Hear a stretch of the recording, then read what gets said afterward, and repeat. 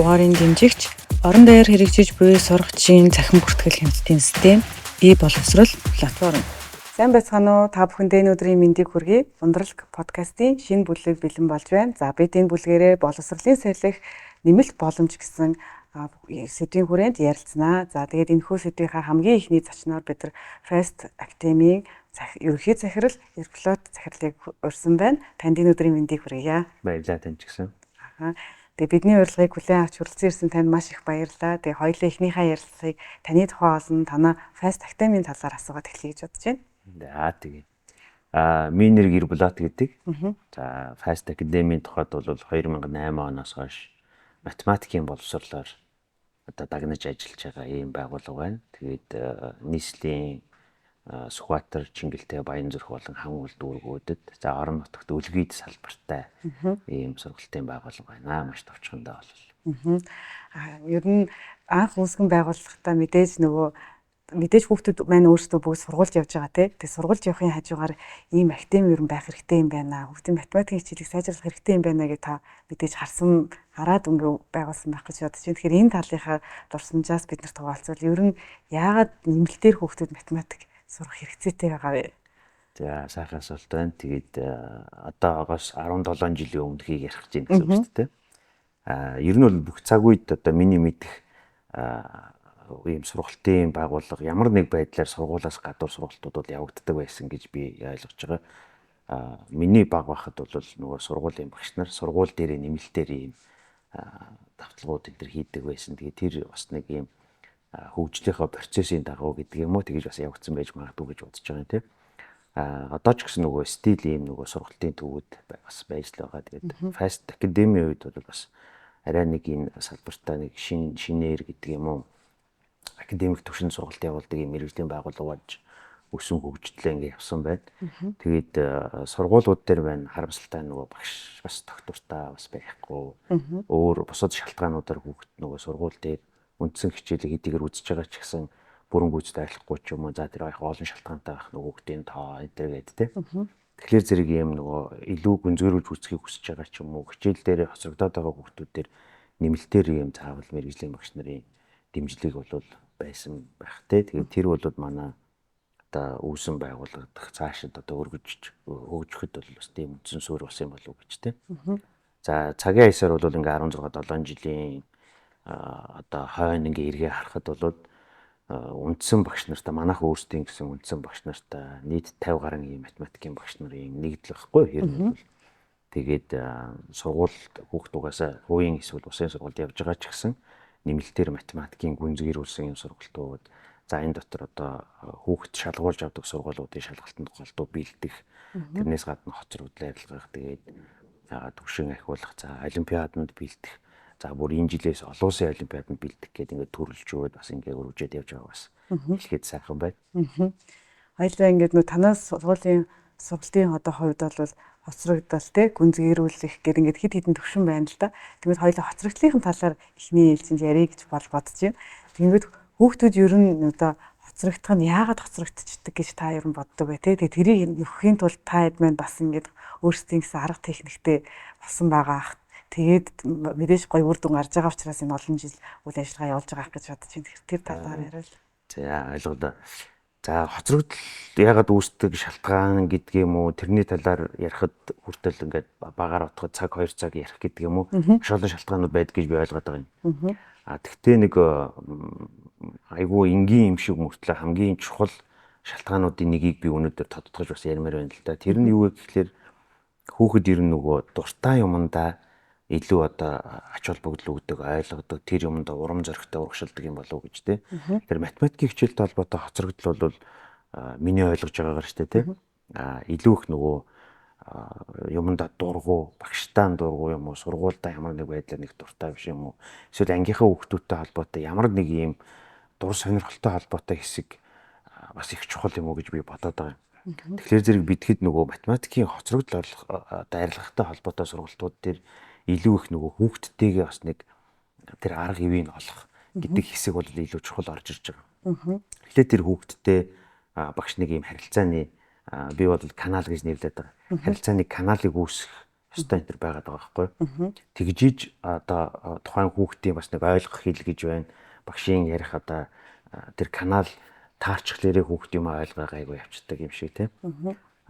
Тэр юунд таарахгүй болохоор зэрэг багшийн одоо бие авч явж байгаа байдлаас ахуулаад одоо яриа хөөрөж юм эсвэл одоо магадгүй зарим тохиолдолд одоо гаднах үзмжээсэн шалтгаалаад хүүхдүүд ямар нэг тийм одоо дур сонирхлын төрүүлэх одоо гадаад эхний ээлжинттэй нэг юм байхгүй болчихлоор зэрэг л хүүхэд ингээд дургу хичээлдээ муу болохоор зэрэг тэгээд улам муу даад тэгэхээр муугийн гинжин уруул гэж бас ярьдаг байхгүй юу.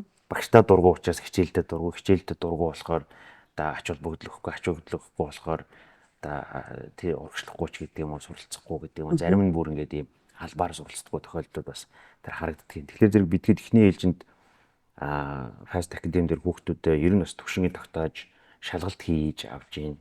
Тэ тэгээд дээрэс нь энэ хугацаанд нөгөө хүүхдүүдтэйгээ ярилцж байгаа. За сургалтанд одоо яваад эхэлсний дараа ч гэсэн хүүхдүүдтэйгээ ганцаарч ярилцах, тэр хүүхдэд ойлгох, тухайн одоо анги даасан багш болгон хүүхдтэйгээ тулж ажиллах тал дээр илүү чамбай ажиллаж байгаа учраас манад дээр бас амжилттай яваад байгаа юм болов уу гэж бодож байгаа. Түүнээс биш яг математиктэй холбоотой зааж байгаа зүйл гэдэг юм уу? Бид хэдийн математикийн шинжилгээ хамт бий болгоцсон шинэ ололт амжилтч гэдэг юм уу? Тийм бол ер нь байхгүй. Ямар ч математикийн багшийн мэддэг юмыг л зааж байгаа. Гэвч ягаа Fast Academy дээр бусдаас онцгой юм одоо өөрчлөлт гараад байгаагийн гол шалтгаан бол ерөөсө багш тэр хүүхдийн яагаад ойлгохгүй байгаа тэр гол учир занглаа эхлээд олох тэр ажиллаад байгаа учраас энэ одоо тэр асуудлыг суурьаар нь шийдэх гээд үзээд байгаа гэж ингэж ойлгож байгаа. Тэгээд маш олон жишээнүүд энэ төр байна л да. Зүгээр яг энэ подкастт ярих нь зөв юм уугүй бол бас мэдэхгүй байна. Гэхдээ яг нэг л кейс юу байсан гэхэлэр зэрэг математикт дур сонирхолтой хоцрогдолтой хүүхэд шалтгаанаа тайлбарлахдаа багштай дургу тэгээ багштай дургуудээ юунд дургу байсан гэхэлэр зэрэг багш нь одоо муухай өнөртөө аман өмхий гэж ярьж исэн нэг юм кейс би санаж байна. Тэгвэл ямар нэг байдлаар тааламж үүсдэг төрсөн учраас тэгээд ийм одоо тэгээ хүний төрөлхийн бас нэг юу байж магадгүй байх гэдэг чинь ингээд онцгой санагдаал тэгээд дургу болцсон. Тэгээд дургу учраас сонсохгүй ч юм уу тэгээд нөгөө хоцрогдол гэдэг юм бий болцсон юм уу гэж бодоод байна. Ер нь сая нөгөө ангаар нь явдаг гэх тэгэнгүүт ангитай ер нь хэдэн хүүхэд суралцдаг вэ? Анги дотор одоо янз янзын насны хүүхдүүд байдгүй эсвэл яг нэг одоо насны хүүхдүүд байдгүй. За манай активид бол 3-аас 5 дахь ангийн хүүхдүүд нь 12 хүүхэдтэй суралцж байгаа. За 6-7 дахь ангийн хүүхдүүд 16-аас 20, 20-оос 8-аас дээш ангийн хүүхдүүд болохоор ангитай 20 хүүхэдтэй суралцж байгаа. Тэгээд энэ бол сарцангуй бага тоо гэж би ингэж ойлгож байна те. Яг олон шалтгаантай л да. Энэ нөгөө групп болгож хуваахад 2-оор 4-ээр ч юм уу 8-аар хуваахад нөгөө тэгш хуваагддаг байх хэвээр гэдэг нэг тал байна. Тэгээд мэдээж 17-8 жилийн туршлага дээр суурлаад хэлэхэд багшийн хүртээмжтэй байх.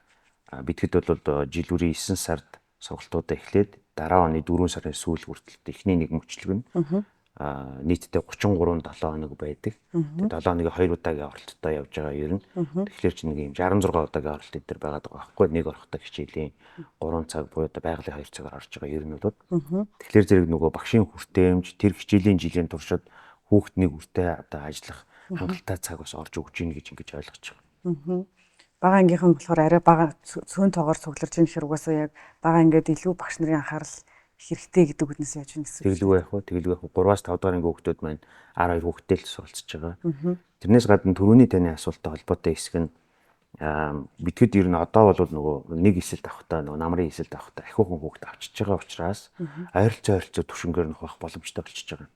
Бүгд 5 дахь анги байсан ч гэсэн магадгүй ингээд 12 хүүхдтэй 5 анги ч юм уу 6 анги нэг дор авчихлаа зэрэг ойролцоогоо төвшнгөөр нь хуваагаад явцын дунд энэ бүх хүүхдэд дахиж одоо шалгаруулад дахиж ойролцоо төвшнгөөр нь хуваагаад нэг юм нөгөө ангийн бүтцийг бол дандаа ойролцоо хүүхдүүдтэй хичээлэх нэг юм ижил одоо суурийг нь дандаа тавьж өгöd байгаа. Гэхдээ яг явцын дунд бол бүх анги ерөнхийдөө ойролцоо болоод ирнэ. Тэгээд одоо гой өршөлтөө бас гарч ирнэ. Тэгэхээр зэрэг бас нэг юм нийтээр урагшилдаг юм уу гэж л бодоод байгаа. Ямар ч бас манай туршлага дээр бол тийм.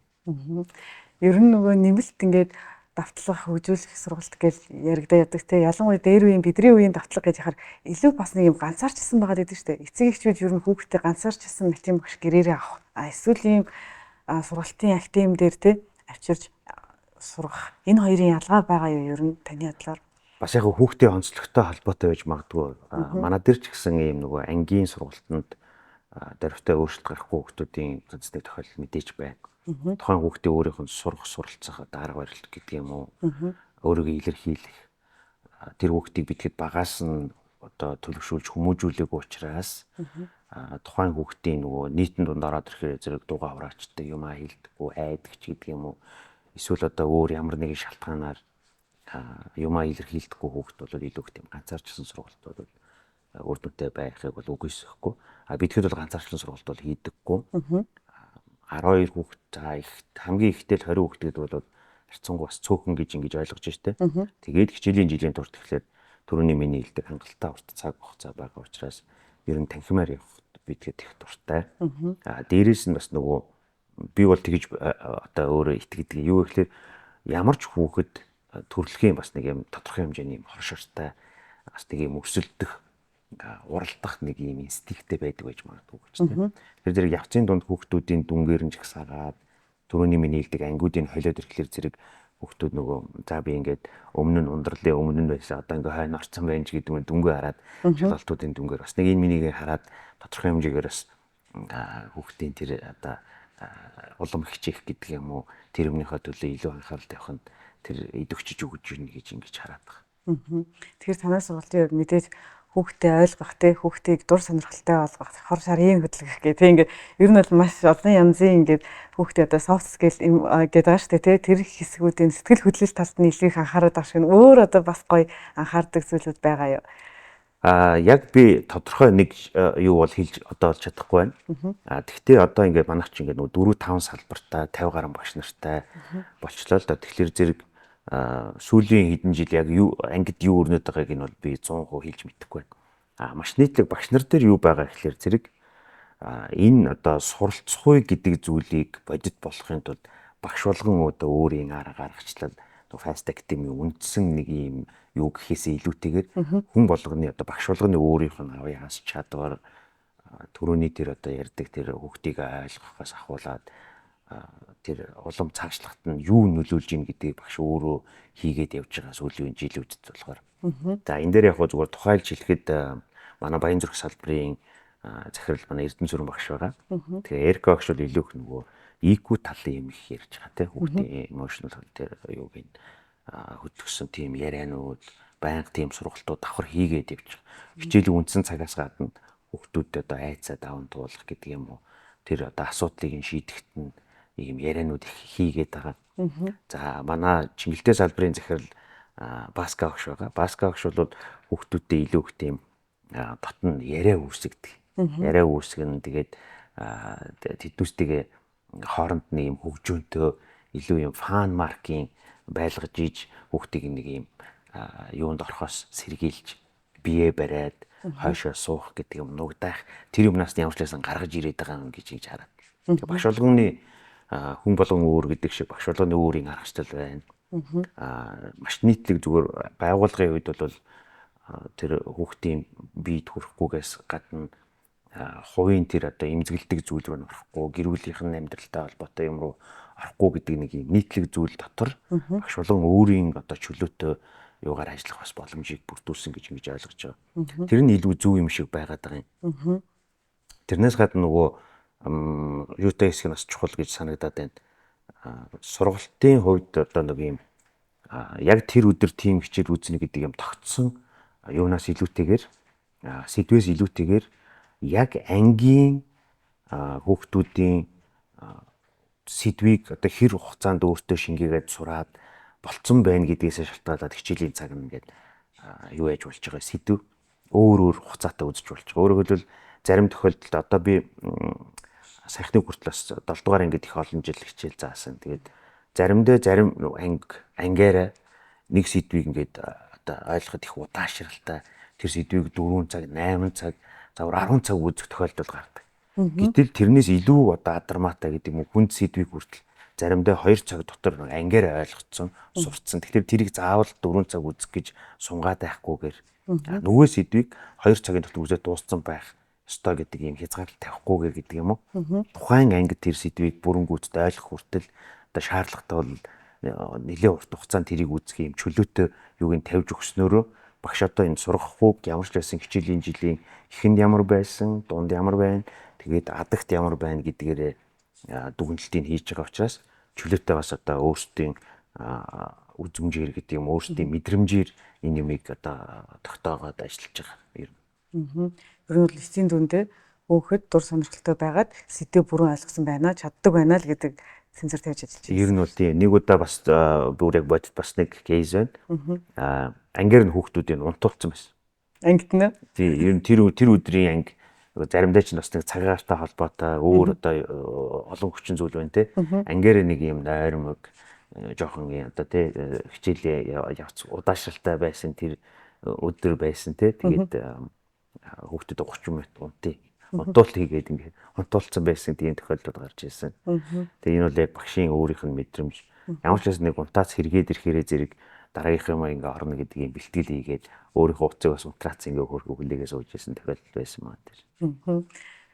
Гоё сонирхолтой юм байна. Ямар ч байсан яг хүүхдийн хаалт төлөөтэй хүүхдээ аягүй сайн мэдэрч дэмжиж ер нь бол нөгөө үндсэн сургууль дээр бол яг өнөөдөр гариг дээр сэдвүүд нь хуваагдсан сэдв болгоны дараа одоо явцсан шалгалтын огноо тодорхой болсон гэж яг бүх юмдаа тэр хүн чадах амжсан нь амжигдаа тий амжаагүй нь амжихгүй гэл тэгмээ тоцрогдол ер нь бол үүсэж сургууль дээр илүү их тэг баригдаад байгаа юм уу гэж тий. Та уул нь хоцрогдол гээд чухал сэдвийг хөндөж би хэлсэн энэ зөвхөн хоцрогдлын талаар ярихад бас нэлээд удаа ярих юм аа гэж тий. Тэгвэл өнөөдөр энэ нөгөө подкаст дээр бас нэг хоцрогдолтой холбоотойс нэг ийм юмыг бас хэлмээр санагдаад байгаа. Манайх ч нөгөө олон улсын стандараа 12 жил боловч 4 дээр нэмэх нь 4 биш 5 дээр нэмэх нь 4 нэмэх нь 3 буюу 1-ээс 5 дахь анги нь бага анги. Тэгээд 6-аас 8 дахь анги нь дунд анги. Тэгээ 9-ээс дээш ахлах анги гэж яваад байгаа байхгүй. Тэгэхээр зэрэг 1-ээс 5 дахь анги хүртэл үндсэндээ яадаг гэхлээр анги даасан багш голдуу, ангийн багш одоо дуу хөгжмөөж орно, монгол хэлээч орно, математикаач орно, бүх хичээлээ нэг багш ороо явж байгаа тийм. Тэгэхээр зэрэг уул нь нөгөө багш нарын маань сайхан сэтгэл гэдэг юм багшийн одоо уул нь гой зүйл байгаад байгаа нь юу вэ гэхлээр багш анги даасан багш хүүхдийг ойлгодог, хайрладаг. Тэгээ энэ маань ийм юм даач гэдэг юм уу. Зарим тохиолдолд эцэг эхүүдийг нь таньдаг. Тэгэхээр яг нөгөө бодит үнэлгээ гэдэг юм уу дүнг тавихаас илүүтэйгээр бас одоо тэр хүүхдийг урамшуулах илүү их одоо ийм одоо хийсвэр байж болох үнэлгээнүүд бас явдаг юм шиг санагдаад байгаа юм. Энэ мэдээж зарим хүүхдүүдээр оновчтой байж болно. Гэтэл зарим хүүхдүүдээр оновчгүй байж болох гэдэг гэсэн үг шүү дээ. Тэгээд маш нийтлэг ингээ хараад ангууд хоцрогдлын тухай яриа хизээ гардаг вэ гэхлээр 6 дугаар ангид юм уу 7 дугаар ангид гарч эхэлдэг. Гэтэл 6 дугаар ангид оронгууд хоцрогдол бий болоогүй эсвэл 7 дугаар ангид оронгууд тэр хүүхд гинт хоцрогдчихаагүй. Ер нь нэг юм хоцрогдолтой юм явагдаад хуримтлагдаад явагдаад гэсэн байж магадгүй. Бага ангитай хуримтлагдчихсэн. Бүр бага ангитай гэсэн үг. Багш нь тэгэл одоо ингээд манайхны чи амьдрал бас янз бүр байгаа шүү дээ. Тэгээ нөгөө бүтэн гэр бүл бас байгаа үгүй юу. Тэгэл амьдрал нь ямар байгаа вэ гээ те. Яг том ойлголт байгаа те. Тэгэхээр зэрэг тэр болгоныг одоо шийдэж чадахгүйгээс хойш хүүхдийг бас илүү урамшуулсан. Тэгээд ийм хийсвэр одоо юу бас байгаад байгаа юм шиг харагдаад байгаа те. Тэгэж явсаар байтал гэдэг нь хэлэхгүй хэлэхгүй гэдэг юм ботоор дүгнэхгүй явсаар байгаа л 5 дахь ангид төгсгөөд ингээд дуусчингууд 6 дахь ангиас нь ахуулаад математикийн багш нь тусдаа багш ороод ирж мэрэгжлийн багш те бусад хичээлүүдийн багш нар ингээд тусдаа багш нар ороод ирэнгүүт тэр бага ангийн багш шиг хүүхдийг нэг ойлгоод хайрлаад эсвэл таниад энэ мэн бас нэг юм даач гэдэг юм уу тэр цаад араа амьдралыг нь бас нэг мэдхгүйгээр яг ботоогоор дүгнэх юм юмнууд явагдаад эхлэнгүүт л гівгэнд нөгөө хүүхд чинь 6 дахь ангидаа ингээ хэцүүдэлтэй болоод эхэлсэн. Эсвэл 7 дахь ангидаа ингээ хоцрогдол гэдэг юм гараад эхэлсэн. Тэр харагддаг шиг байна. Тэгэхээр зэрэг битгэд хоцрогдлыг ер нь 6 7 дахь ангид бол арилгаж болж гин гэж үзээд байна. Яг манай туршлага бол 6 7 дахь ангидаа хоцрогдол арилгаж амжиж байгаа. За 8 дахь анги болоод ирэхээр жоохон одоо удаашралтай болно. За 9-ээс хойш бол бүр мэдээж хэцүү болно. Яг тэгэхээр 8 дахь ангийн хүүхэд гэдэг чинь хоцрогдолтой болцсон бол хоцрогдол бий болцсон бол тэр хоцрогдлыг арилгах гээд ингээ хичээж авах зур хүүхэд 8 дахь ангийнхаа хичээлийг бас сургууль дээр үзээд явж байгаа гэсэн үг байхгүй. Тэгэхээр гүйцэж амжихгүй болно гэсэн үг нэг хичээлийн жил. Тэр зэрэг бидгээд 6 7 дугаар ангийн хүүхдийг бол нэг хичээлийн жилд хоцрогдлыг арилгаад тэр хүүхдийн математикийн хичээл талбайтай байх ёстой түвшинд нь авчирч амжаад байна гэв. 8-аас хойш болоод ирэхээр зэрэг жил хагас юм уу 2 жил магадгүй дээшээ 11 12 анги болоод ирэхийн цагт бүр ингээд 2 3 жил ийм сургалтанд явж ижил хүүхэд одоо бүрэн хоцрогдлоо арилгаад одоо байх ёстой түвшиндээ хүрэх магадгүй эсэлт эргийн шалгалтанд амжилт үзүүлэх гэдэг юм руу илүү авчиж гин гэж ингэж харж байгаа. Эсэлтийн ерөнхий шалгалт гэдэг юм дуртад одоо ингээд жилээс жил эсэлтийн ерөнхий шалгалтын чанарын одоо яг үндсэн оноонууд айгу муудаж байна гэдгийг одоо энд судлаач багш нар юу айгу ярьж байгаа шүү дээ. Тэр бас яг таны саяны ярьж байгаатай хамааралтай юм болов уу гэж би дотроо бодлоо тий. 8 дугаар ангид орж ирээд ирсэн хүүхд ядаж жил хагас хүүхдийн маш хичээл зүтгэлээс хамаарна гэсэн үг шүү дээ тий. Жил хагасаас 2 жил нөхөн тэнгууд одоо нийтлэг 12 дугаар ангид орж ирэнгүүт л хийштэй бэлдэж байгаа ш. Тэнгууд тэр хүүхд бараг 11 жил хоцрогдсон агуулгыг бол нөхөн гэдэг үл хэцүү л болчихно. Ер нь бол улмал хэцүүр дээшээ явах тусам илүү олон одоо илүү хугацааны хувьд ч тэр чармаалтын хувьд ч тэр илүү их одоо хичээл зүтгэл гаргаж ижил энийг ер нь одоо нөх юм уу гэж бодоод байгаа. Тэгэнгүүт яг амьдрал дээр зарим хүүхдүүд үндсэндээ 10 11 дугаар ангид ороод ирэхэд хоцрогдлоо хүүхдүүд ярьж байгаа шүү. Нөгөө хувь заяатараа эвлэрээд за би угаасаа математик ойлгохгүй юм байна. Ойлгодоггүй юм байна угаасаа. Гэт ер нь болж байгаа бүр математиктай холбоотой бүр хамаг юм болоод те тэгээ одоо илүү их өөр мэрэгжлүүд сонгох цаашдаа арай өөр чиглэлээр явъя да гэдэг рүүгээ очиж байгаа. Гэтэл тэн дотор бидгэд мэдэхгүй байгаа нь уул нь математикт одоо авьяас чадвартай гэдэг юм суралцах боломжтой байсаар байгаад тэр боломжийг ашиглаж чадахгүй хоцрогдоод ингэж явсаар байгаад өөр мэрэгжил рүү гэдэг юм уу үндсэндээ 12 төгсөхтэй матери ийш өгөхгүй тэр хүүхд өөр мэрэгжил сонгоод өөр хичээлүүдээр ийш өгнө гэдэг одоо ийм юм руугаа явж байгаа хичнээн хүн байгааг бас хэлж мэдэхгүй байгаа юм тийм. Яг хөө бидгэд нийтлэг улсын хэмжээний гэдэг юм уу адаглаад нийслэлийн хүүхдүүдийн энэ саяны тэр одоо миний ярьдаг тэр зүйлийг одоо засцаадруулж гэдэг юм уу парент нь оруулж угаасаа амжихгүй багтаа амж гэдэг юм уу чадамжууд бол угаасаа хүрэлцэхгүй. Гэхдээ ямар ч байсан өөрсдийнхөө жилийн жилд ингээд 4 салбарт сурж байгаа 1000 орчим хүүхдийн асуудлыг бол 1-2 жил багтаагаад шийдэх гээд ямар ч байсан ажиллаад байж байна. Ер нь бол тийм. Хоцрогдол дээр одоо заад 3 дугаар анги 4 дугаар ангийн хүүхдээ ээж аваа байлаа гэж бодъё тий. Манай хүүхд ер нь математикийн хичээлдээ хоцрогдоод байна уу, хоцрогдохгүй байна уу гэдгийг мэдхийн тулд танаа дээр ер нь тийм сорилт шалгалтын материалууд байдаг бах тий. Шалгалтын материалууд байгаа. Шалгалт авах уу тий. Тэгэлгүй яах вэ? Маа дээр суралцахаар зорж иж байгаа хүүхдүүдийг бидгээд угаасаа төвшингийн тогтоож иж ойролцоо төвшинтэй ангиуд болгож хуваахын тулд нэг шалгалт хийж байна. Зүгээр хүүхдтэйгээ төвшинг тогтоолох гэсэн ингэж ханддаг бас эцэг эхчүүд энэ төр байдаг. Бидгээд ямар нэгэн төлбөргүйгээр шалгалтыг хийж өгөө явуулдаг. Гэхдээ мэдээж одоо хамаг цаг хамаг одоо бүх боломжоо тэр хүүхдүүдэд зориулах боломж бол мэдээж байхгүй гэдэг бас хэлсэн зүг баг тийм. Зүгээр бага ангид дээр ер нь бол 1-ээс 3 дугаар анги хүртэл минийхаар бол математиксаа дах юм бараг байхгүй тий. Тэгээ бүр ингээд 1-2 дугаар ангийн хүүхдүүдээ манай дээр сургая гэдэг бас одоо хүсэлтүүд энэ төр ирдэг. Тэр бидгэд хилээд явуулдаг. Манай дээр 1-р тийм сургалт байхгүй. 2 дугаарт ер нь 1-2 дугаар ангийн 3 дугаар ангийн математиксаа дах юм бараг байхгүй. Ямар ч аав ээж энийг одоо хүүхдээ жоохон цаг зарцуулаад өөрөө ач холбогдол жоохон өгөөд цаг гаргаад сэтгэл гаргаад гэдэг юм уу хүүхдээ ингээд 100 дотор нэмж хасах тэгээ үржүүлэхийн хувьд за тэгээд нэг 2 өгүүлбэртэй бодлого бол ямар ч аав ээж болно цаагаад өгчих хэмжээний мэдлэгтэй байгаа гэж ил ойлгоод байна шүү дээ. Яалтчгүй ингээд 4-5-аас дээш за бүр 6-аас дээш болоод ирэхээр зэрэг мэрэгжлийн багшийн оролцоо бол дэмжлэг бол заавал орж ирнэ.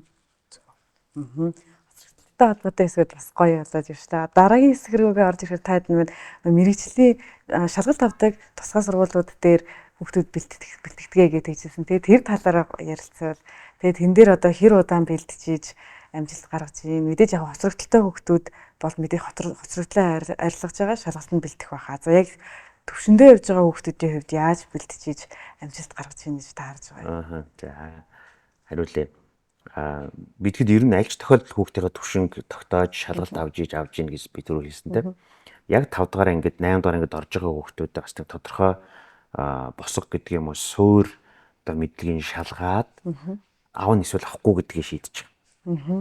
Өөрөөр хэлбэл саяны таны зохис дурддаг сургуулиуд бэлддэг гэдэг дээр бас эхлээд би жоохон тогтож ярив. Үзэгчид дотроос нөгөө мэдхэн байж магадгүй мэдхгүй хүмүүс ч бас зөндөө байгаа ах гэж тийм. Кембрижийн хөтөлбөрийг хэрэгжүүлдэг улсын сургуулиуд байгаа. Шинэ нэрийн шинэ хэллэгээ сургуулиуд байна. 5 дахь анги төгсөж байгаа хүмүүстээс математикийн хичээлээр шалгаж авдаг. За Монгол Тэмүүлгээд ахлах сургууль нь бас Кембриж хөтөлбөртэй улсын сургууль. 8 төгсөж байгаа хүмүүстээс шалгаж авдаг. Тэгээ математик, англи хэл, байгалийн ухааны одоо хим, физик, биологи хичээлүүдээр шалгаж авч байгаа. Тэгээд энэ сургуулиуд бол ер нь улсын сургуулиуд учраас мэдээж төлбөргүй. Тэгтээ хүүхдүүдээс одоо юм шударга юм нэлээд өндөр тийм төвчний шалгуураар одоо шалгаж авч байгаа учраас энэ сургуулиудын шалгалтанд одоо бас манайхан бэлдэж байна тийм. Тэгэхээр яг 5 дугаар ангидаа 8 дугаар ангид орж иж байгаа хүүхдүүд үндсэндээ нэгэн жил бэлдэх гээд байгаа учраас тэр хүүхдүүд бас нэг юм суур юутай байвал авъя гэж байгаа. Хоцрогдолтой хүүхд бол авахлаар нэгдүгürt амжихгүй, хоёрдугаар тэр хүүхдийг одоо эцэгхээс нь одоо мэдээж манайх чинь төлбөр хувийн одоо юм сургалтын байгууллага учраас төлбөрийн харилцаанд орох гэдэг нь тэгэхээр нэгэн жилийн дотор юмаа үзээд тэр сургуулиудад амжилт гаргах одоо магадлал багтаа хүүхдүүдийг авахгүй байх нь өөрөө шударга гэж ойлгоод байгаа байхгүй. 4-р анги, 3-р анги ч юм уу 6, 7-р анги дээр 2-оос 3 жил дараасан юм хөтөлбөр хийгээд бол тухайн сургуулиуд амжилт гарах магадлал бол илүү нэмэгдэж өсөлт хүйцийн хэмжээнд очиж амжина гэж үзэж байгаа. Тийм учраас одоо хоцрогдолтой хүүхдүүдийн үед бол аливаалах эртхэн хоцрогдлыг арилгах ямар нэг юм нэмэлт юмд явахыг бол нийт эцэгчүүд бас зөвлөж байгаа. Харамсалтай нь зүгээр голдуу улсын сургуулиуд дээр за нэмээд бас хувийн сургуулиуд дээр ч гэсэн нэг юм доктортой одоо багшийн доктортой өрөвдөлтөд ажиллаж байгаа хэсэг бас нэлээд шүүмжлэлтэй миний хувьд. Багш байнга солигддог. Тэгэхээр хүүхдийг хаягддаг. Цаана бол хамгийн хохирж байгаа нь ер нь хүүхд байдаг байхгүй. Тэгэхээр зэрэг манайх шиг ийм мэрэгжлийн байгууллагууд бүр илүү олон болоосоо гэж би битүүхэн бас боддгийн. Тэгжиж магадгүй одоо сургууль дээр үнэхээр одоо амжихгүй гэдэг юм уу одоо доктор одоо сууршилтай байхгүй байгаа тэр асуудлыг бид хийж чадахгүйгээс хойш манай дээр хандж байгаа хүүхдийн ямар ч байсан математиктэй холбоотой энэ зовлон гэдэг юм уу энийг одоо илааршуулах эдгэх ёстой юм бол гэж бодож байгаа тийм. Тэгээд би математикийн хичээлтэй холбоотой хоцрогдолтой хүүхдийг бас нэг юм нөгөө өвчтөе хүнтэй зүүрлдэг байхгүй ямар нэг юм өвчтөе хэдий ч эртхэн энийг эмчлүүлэхгүй л болвол тэгэл улмал даамжраал өвчин нь улам хүндэрнэ гэдэгтэй яг адилхан. Хэдий ч эрт дээр нь одоо арга хэмжээ аваа тэр нь заавал маа дээр явах ёстой гэдэг агуулгууд ерөөсөө биш байх гэдэг. Ягаад гэвэл битгэд одоо нийслэлийн хэдэн зуун мянган хүүхдээ угаасаа бүгдийг одоо авч гэдэг юм угаас амжихгүй байх гэдэг тийм. Тэгэхээр зэрэг ийм одоо өөр сургалтын байгууллагуудад гэрийнхээ ойролцоо гэдэг юм уу хүүхдийн сургуулийн ойролцоо байдаг газруудад хандаад эртнээс бас одоо ийм зүйлүүдийг эцэгчүүд өөрсдөө анхаарад хийгээд яваасаа гэж байна тийм. Ягаад тэгэхээр нөгөө сургууль түрүүний миний хэлдэг багшийн асуудлууд байна. Анги танхим дээр чинь 50-60 хүүхдээ болоод ирэхээр зэрэг бас мэдээж багшид бас хүндрэлтэй шүү дээ тэр чинь тийм. Өөр зөндөө олон шалтгаанууд байгаа учраас ямар ч байсан ингээд нөгөө найдаад гэдэг юм уу сургуульд явж байгаа юм чинь ингээд багшд нь найдаад гэдэг юм уу даатгаад гэдэг юм бол бас жоохон өөрсгөл байна.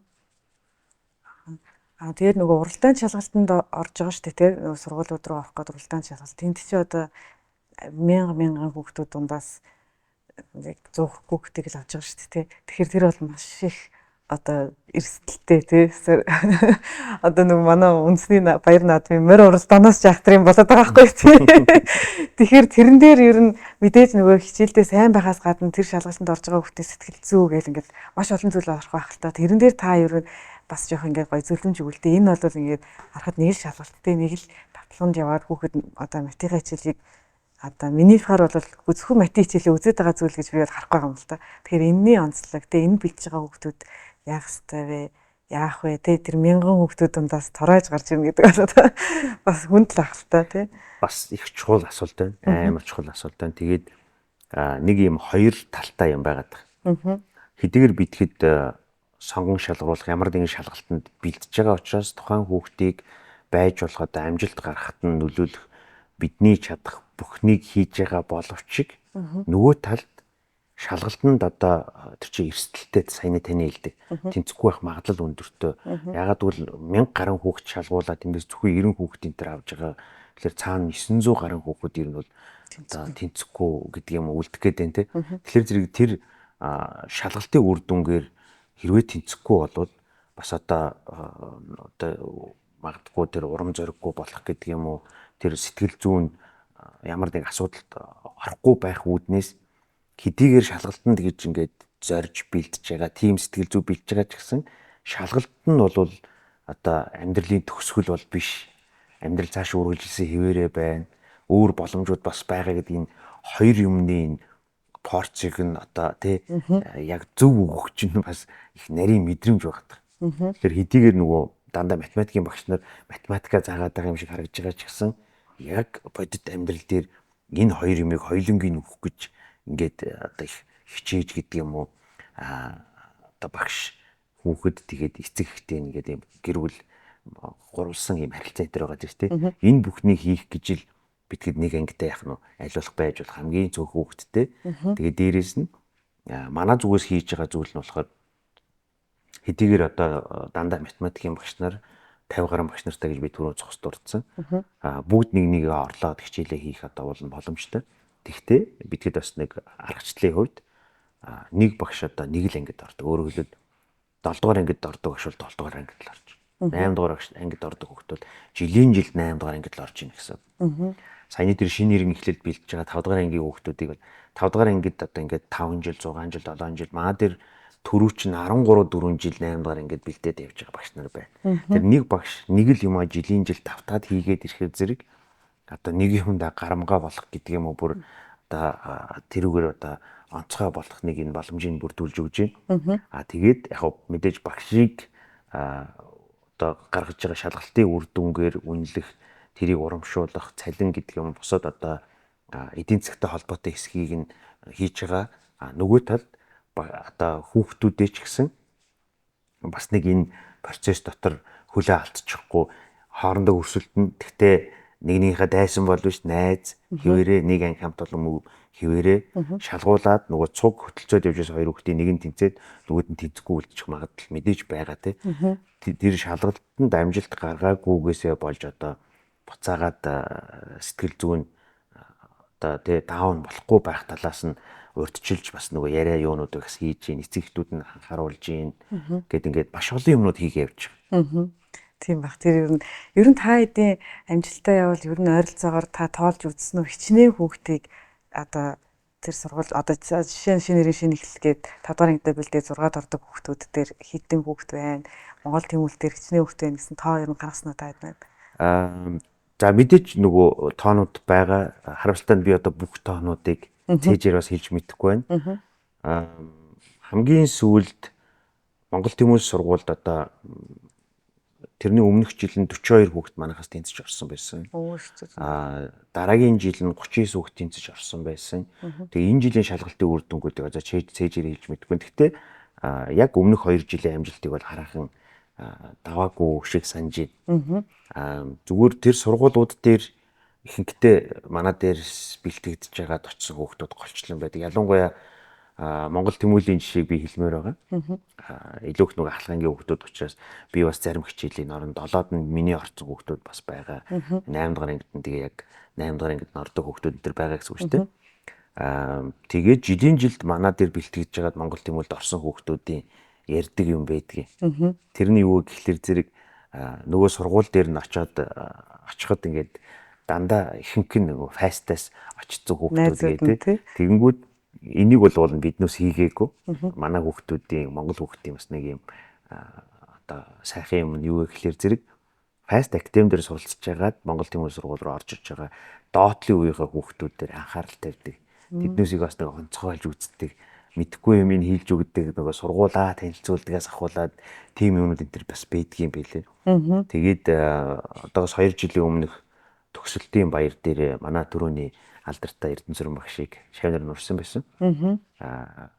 Тэгээд төгсөлтөн дээр нь очиход хүүхдүүдийнх нь тал нь манай хүүхдүүд байсан байгаа байхгүй. Ер нь бол тэгээд багш сургууль дээр ноцсон чинь бүгдээрээ эрка багшаа гэдэг багш руугаа гүгээд ингэсэн чинь ингээд цаана цөөхөн ид хүүхдүүдээ баг ихэнх нь эрка багш дээр ирж байгаа юм шиг тийм дүр зураг харагдсан гэж Эрдэнэсүрэн багш маань ярьж байсан тий. Шинэ нэрийн эхлэл дээр ч гэсэн ялгаагүй манай Баска багшийн, Дүлгэн багшийн, за сүүлийн жил зөндөө олон багш нартай болцсон.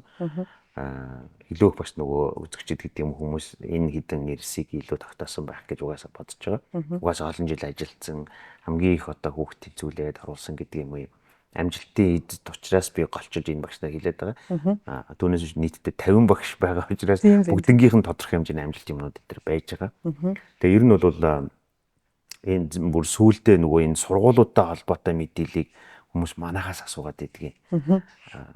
Тэгээд тусдаа байгууллага манайх ч мөр өөр юу гадахад илүү их нөгөө юм манахаас тэр мэдээллийг авах гэдэг юм уу. Асуух хэмжээнд хүртэл очсон байгаа байхгүй. Тийм байна тий. Ерөнхийдөө одоо шалгалтаас гадна дараагийн нөгөө Ешийн хэсэгүүд орж ирж байна те. Хэдүүлт та хэд маань бол ингээ төрөлцсөн үйл ажиллагаатай учраас яг тэр зэрүүгээр нь асуугаад тэгээ тэн дээр бас тусдаа ингээ бас ноу хау те одоо туршлагууд байгаа ах гэж би бодоод байна. За Ешийн шалгалт руугаа хэдүүлээ орохоор Еш дээр та хэд маань зөвхөн мэтээр бэлдэж гин үү өөр одоо хичээлүүд дээр Ешийн бэлтгэл хийж байгаа юу? Саяны юугаар бол Монгол тэмүүлэл дээр бол одоо батээс гадна хэд хэдэн нөгөө шинжлэх ухааны хичээлүүд дурддагдчих штэ физик хим энтергээд тэгвэл тэдэрэн ч гэсэн давхар ингээд хүүхдүүдэд заагдаж явдаг уу. За асуулт нь холимог асуулт учраас би салгаж хариулъя. Ешийн хэсгийг эхлээд товчхон ярилцж байна. Fast Academy ер нь эсэлтийн ерөнхий шалгалтанд одоо амжилттай сайн бэлддэг ийм байгууллага юм уу? Эсвэл одоо баг буюу 4 5 дунд буюу 6 7 8 дугаар ангийн шалгалтанд одоо бэлддгээр илүү амжилттай явгүй л 2 дугаарх нь. Яг эсэлтийн ерөнхий шалгалтаар олон жил дагнсан тэрүүгээр гайхамшигтай амжилт үзүүлээ явж байгаа зөндөө олон багш нар зөндөө олон ийм байгууллагууд байгаа. Fast Academy бол эсэлтийн ерөнхий шалгалтанд ийм гарамгай амжилт үзүүлсэн ийм одоо баялаг түүх бол байхгүй. Тэгвэл бидгэд энэ орон зайг одоо дүүргэх гэдэг юм уу энэ чиглэлдээ бас мэдээж ажиллаж байгаа гэдгийг хэлэх хэрэгтэй. За нэмж нэг жижигхэн энэ дээр бас нэмэлт хийлгэхэд бидгэд илүү их нөгөө SAT-д бэлдэх SAT-гийн дүүцүүлсэн оноогоор Ешийн оноог дүүцүүлэх гэдэг энэ юмыг бас идэвхтэй сүүлийн 2 3 жил хийгээ явж байгаа. За таны асуултын 2 дугаар хэсгийн одоо тэр байгалийн ухааны хичээлүүдийн сургалттай холбоотой манайх чинь математикийн сургалтаараа илүү дагнацсан байгууллага учраас манайх өөрсдийн гэсэн хим, физик, биологи багш нар байхгүй байна. Ер нь ийм багш нартай болъё гэж бас бодохгүй байна. Тэгээ яг хим, физик, биологийн багш нар сайн багш нарын багийг урьж ирж битгэхэд тэр Монгол тэмүүллийн шалгалтанд бэлдэх ангиуд дээр энэ сургалтуудыг гаднаас авч байгаа. Тэгээ Еш дээр бол математикаар голдуу бэлдэж байна. За ойрын 1 2 жилдээ бол бидэд илүү их англи хэлний сургалтууд маш хүчтэй орж ирэхээр ийм ажлууд хийгдээд явж байна. SAT-тэй холбоотой гэсэн үг шүү дээ. Яг SAT-тэй холбоотой хэсэгтэй гэж байна. SAT-ийн шалгалтын ер нь онцлог юу юм бэ? Энийг бол бас ээж аавар сайн мэдэхгүй байхтай сүүлийн үедэд л ер нь SAT-ийн тухай айгүй сайн яригадаад өмнө нь бол SAT-г нэг магистрт явж байгаа хүн өгдөг юм шиг нэг юм ойлголт байсан шүү дээ. Тэгвэл одоо бол 10 жилийн хүүхдүүд нэлээд их SAT өгж юм те гэдэг энүүгээр Ешийн оноо дүүцүүлж ийн гэдэг дүүцүүлэх боломжтой гэдэг юм яригадаад байгаа. Тэгэхээр та SAT шалгалтын талаар нэг жоохон товч мэдээлэл өгвөл. За маш товчхонтой ер нь бол Америкийн боловсролын одоо сургалтын тэр нэг төвшингийн баттгаажуулсан тийм шалгалтын систем байгаад байгаа. Өөрөөр хэлбэл одоо эцэгчүүдэд гэдэг юм хүмүүст илүү ойлгомжтой байх үүднээс англи хэлний оноо, IELTS-ийн оноо, TOEFL оноо гэх манайх одоо нийтээр мэддэг болцсонтой. Яг адилхан SAT болохоор бүх хичээлүүдээр тэгтээ англи хэл дээр ч тэр бусад байгалийн ухааны хичээлүүд дээр ч тэгээд мэдээж англи юу математик дээр тэр хүүхдийн мэдлэгийг ийм оноотой гэдгийг нь одоо тогтоосон тийм систем. Америкт голдуу одоо хэрэглэгддэг. За бусад орнуудад бас хүлээн зөвшөөрөгдсөн ийм онооны систем байгаад байгаа. Шууд харьцуулахад ангийнхаа түвшинд харьцуулахад магадгүй 10 дугаар ангийн хүүхдийн онооны түвшинд харьцуулахад Монголд үзэж байгаа манай ерөнхий боловсролын сургуулиуд үзэж байгаа математикийг бодвол харьцангуй хөнгөн. Харьцангуй хөнгөн. Тэгтээ англи хэл дээр шалгалтаа өгнө. Тэр бас нэг тодорхой хэмжээний англи хэлний мэдлэг бас шаардаад байгаа. Тэгээд тэр оноо нь болохоор 2 жил хүчнэтэй байдаг ийм суур одоо юуг нь мэдлэгийг баттгсан оноо учраас гадагшаа ихтэй сургуульд явах гэж байгаа, тэтгэлэг хөөцөлдөгч байгаа ийм хүүхдүүдэд илүү их одоо зөвлөж байгаа шалгалтын систем багхгүй. Тэгэхээр зэрэг азар сүүлийн 1 2 жил одоо TOEFL IELTS оноо, тэгээ SAT оноог эсэлтийн ерөнхий шалгалтын оноотой дүүцүүлээд тооцдог болсон учраас одоо нийтлэг одоо яэшд бэлтгэхээс илүүтэйгээр нөгөө боломжийг ашиглах. Энэ одоо гарцсан нэгдсэн учраас цаашдаа бол энэгээр илүү их явах гэж бас бодож байна. Тэгж харж байна ер нь бол. Хүүхд маань нэг шалгалтанд бэлдээ сайн оноо авчих юм бол яэштэйч нөгөө шалгалтанд ч нэг сумаар одоо хоёр туулаа бодох боломж гарч ийна л гэсэн үг шүү дээ. Тэгэлгүй яах вэ? Тэгэлгүй яах вэ? Аха. За нөгөө олон улсын олимпиадуудад хүүхдүүд бэлтгэж байгаа гэд тэгжсэн те тэр талаар ер нь одоо яг математикийн талаар ер нь та хэд мэн бол ингээд бүр их цогц үйл ажиллагаа явуулаад байна шүү дээ те. Тэгэхээр олон улсын олимпиадын талаар бас жоохон тодорхойлъя гэж бодож байна. Хаа тэгээ өнгөрсөн хичээлийн жил 2024-25 оны хичээлийн жил тэгээд анх удаа Сиамо гэж зүүн хойд Азийн математикийн олимпиаданд Fast Academy-ийн хүүхдүүдийг оролцууллаа. Тэгээд анх удаа оролцоход бас мөг үр дүн гарсан. Энэ дашрамд одоо өнгөрсөн жилийн Global Round буюу одоо эцсийн шалгалтанд очиж оролцсон, амжилт гаргасан хүүхдүүдэд дахин баяр хүргэхийг хүсэж байна. За эцэг эхчүүдийг нь бас одоо алга ташч баяр хүргэхийг бас хүсэж байна. Ер нь бол тэгээд энэ шалгалтын дараагаас Сиама олимпиадыг зохион байгуулах Олимпиадын хорооноос санал тавьсны дагуу 2025-аас 26 оны хичээлийн жилд Fast Academy дээр суралцж байгаа бүх хүүхдүүдэд бидэхэд энэ олимпиадын 1-р шатны шалгалтыг өгүүлэхээр болсон байна. Үргэлжлүүлээд одоо 1-р шатнаа тэнцсэн хүүхдүүдэд бэлтэж хагаад 26 оны 1 сард Индонезид болох одоо эцсийн шалгуултанд эх орноо төлөөлж одоо оролцох багийг Fast Academy одоо хүүхдүүд авч явахаар болсон байгаа гэдэг бас хэлмээр байна. Энэ бол бас яг хүүхдүүдэд бас нэг юм эх орноо төлөөлж гадаадд тэгээд ийм урлаг спортын тэр чухал үйл ажиллагаануудаас гадна яг математикийн олимпиаданд явна гэдэг бол өөрөө бас хүүхдэд сайхан дурсамж болно нэг талаасаа. Нөгөө талаасаа яг одоо тэр хүүхдүүд очоод өөрөө байр эзлээгүй ч гэсэн өөр хин нэгэн монгол хүүхэд шагнал авахд ингээ хүүхдүүд яг өнгөрсөн жилийн би бодит юу хэлж байгаа шүү. Бидэд хүүхдүүд ямар нэгэн одоо түүх талбай авч явах талаар ер нь бол хэлээгүй бидэд ч гэсэн мэдэхгүй байсан гэсэн үг яг үнэнгээ хэлэхэд.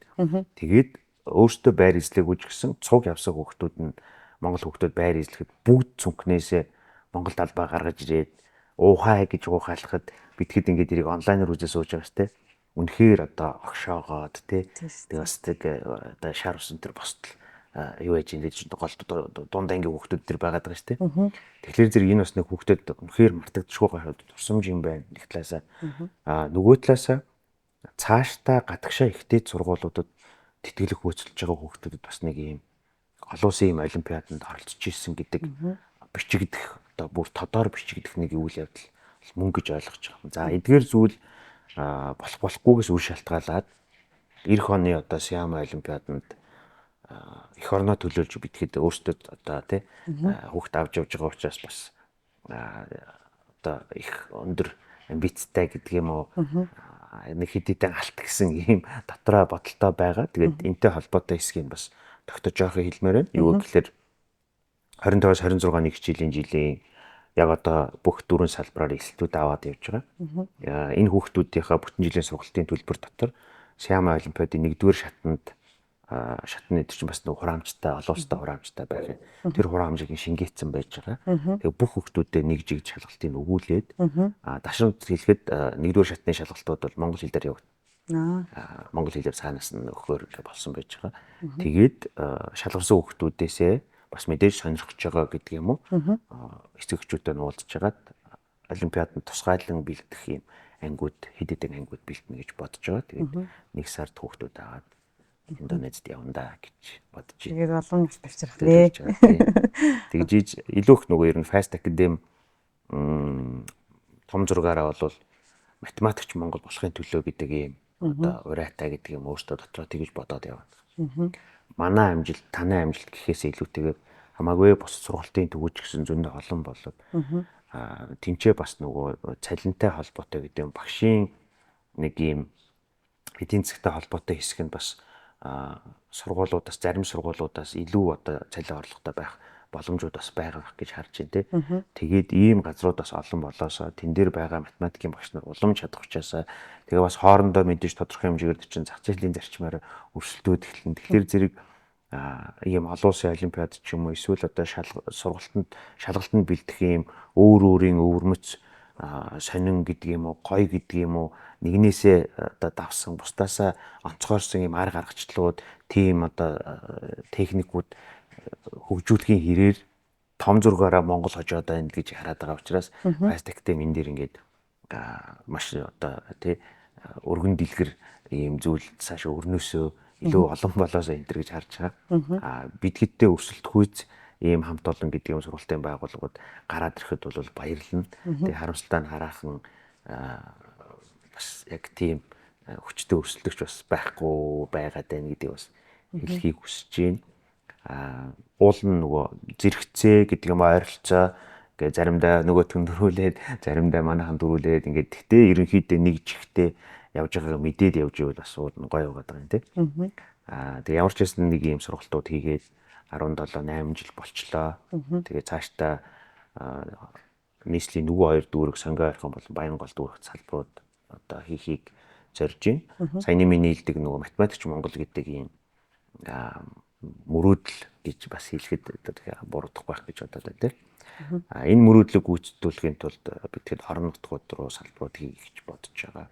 Орон нутгууд ч гэсэн сайн математикийн багш нар байгаа учраас бид тэгэд зүгээр сургалтын тэр орчинг бүрдүүлээд тэр математикийн багш нарыг одоо цуглуулад тэгээ шаардлагатайгаа хүүхдүүдэд сургуулаас гадуурхын сургалтыг нэмж өгдөг. Тэгээд мэдээж төлбөрийн харилцаа болно. Тэгээд тэрнээсээ багш нарт одоо хувь процентыг нь хүртээгээд хамгийн гол нь суралцах бас нэг юм гоё орчин давхар бүрдүүлээд явж байгаа гэдгийг хэлмээр байна. Тэгээд энийг бүх аймагуд руугаа ер нь бас хүрхийг одоо зорж байгаа миний хувьд тэгжиж математикч Монгол байх болохгүй дээ. Тийм тийм.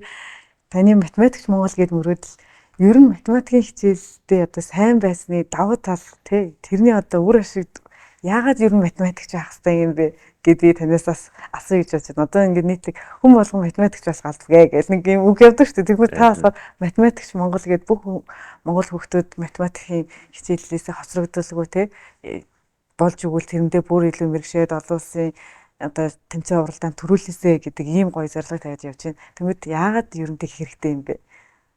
За бас гоё асуулт байна. Түгээр гоё асуулт байна. Тэгээд яг маш олон юм ярмаар байна. Ер нь бол тэгээд яг аль хэсгийн чухалчилж гэдэг юм, аль хэсгийн тогтож ярих хэвээр аль нь зөвийг нь бол бас сайн хэлж мэдэхгүй байна. Гэхдээ яг одоо ингээд гинти асуултад орж ирж байгаа учраас бас л орж иж байгаа хариултуудаа ингээд нэг 2 3 юм хэлье гэж бодож байна тийм.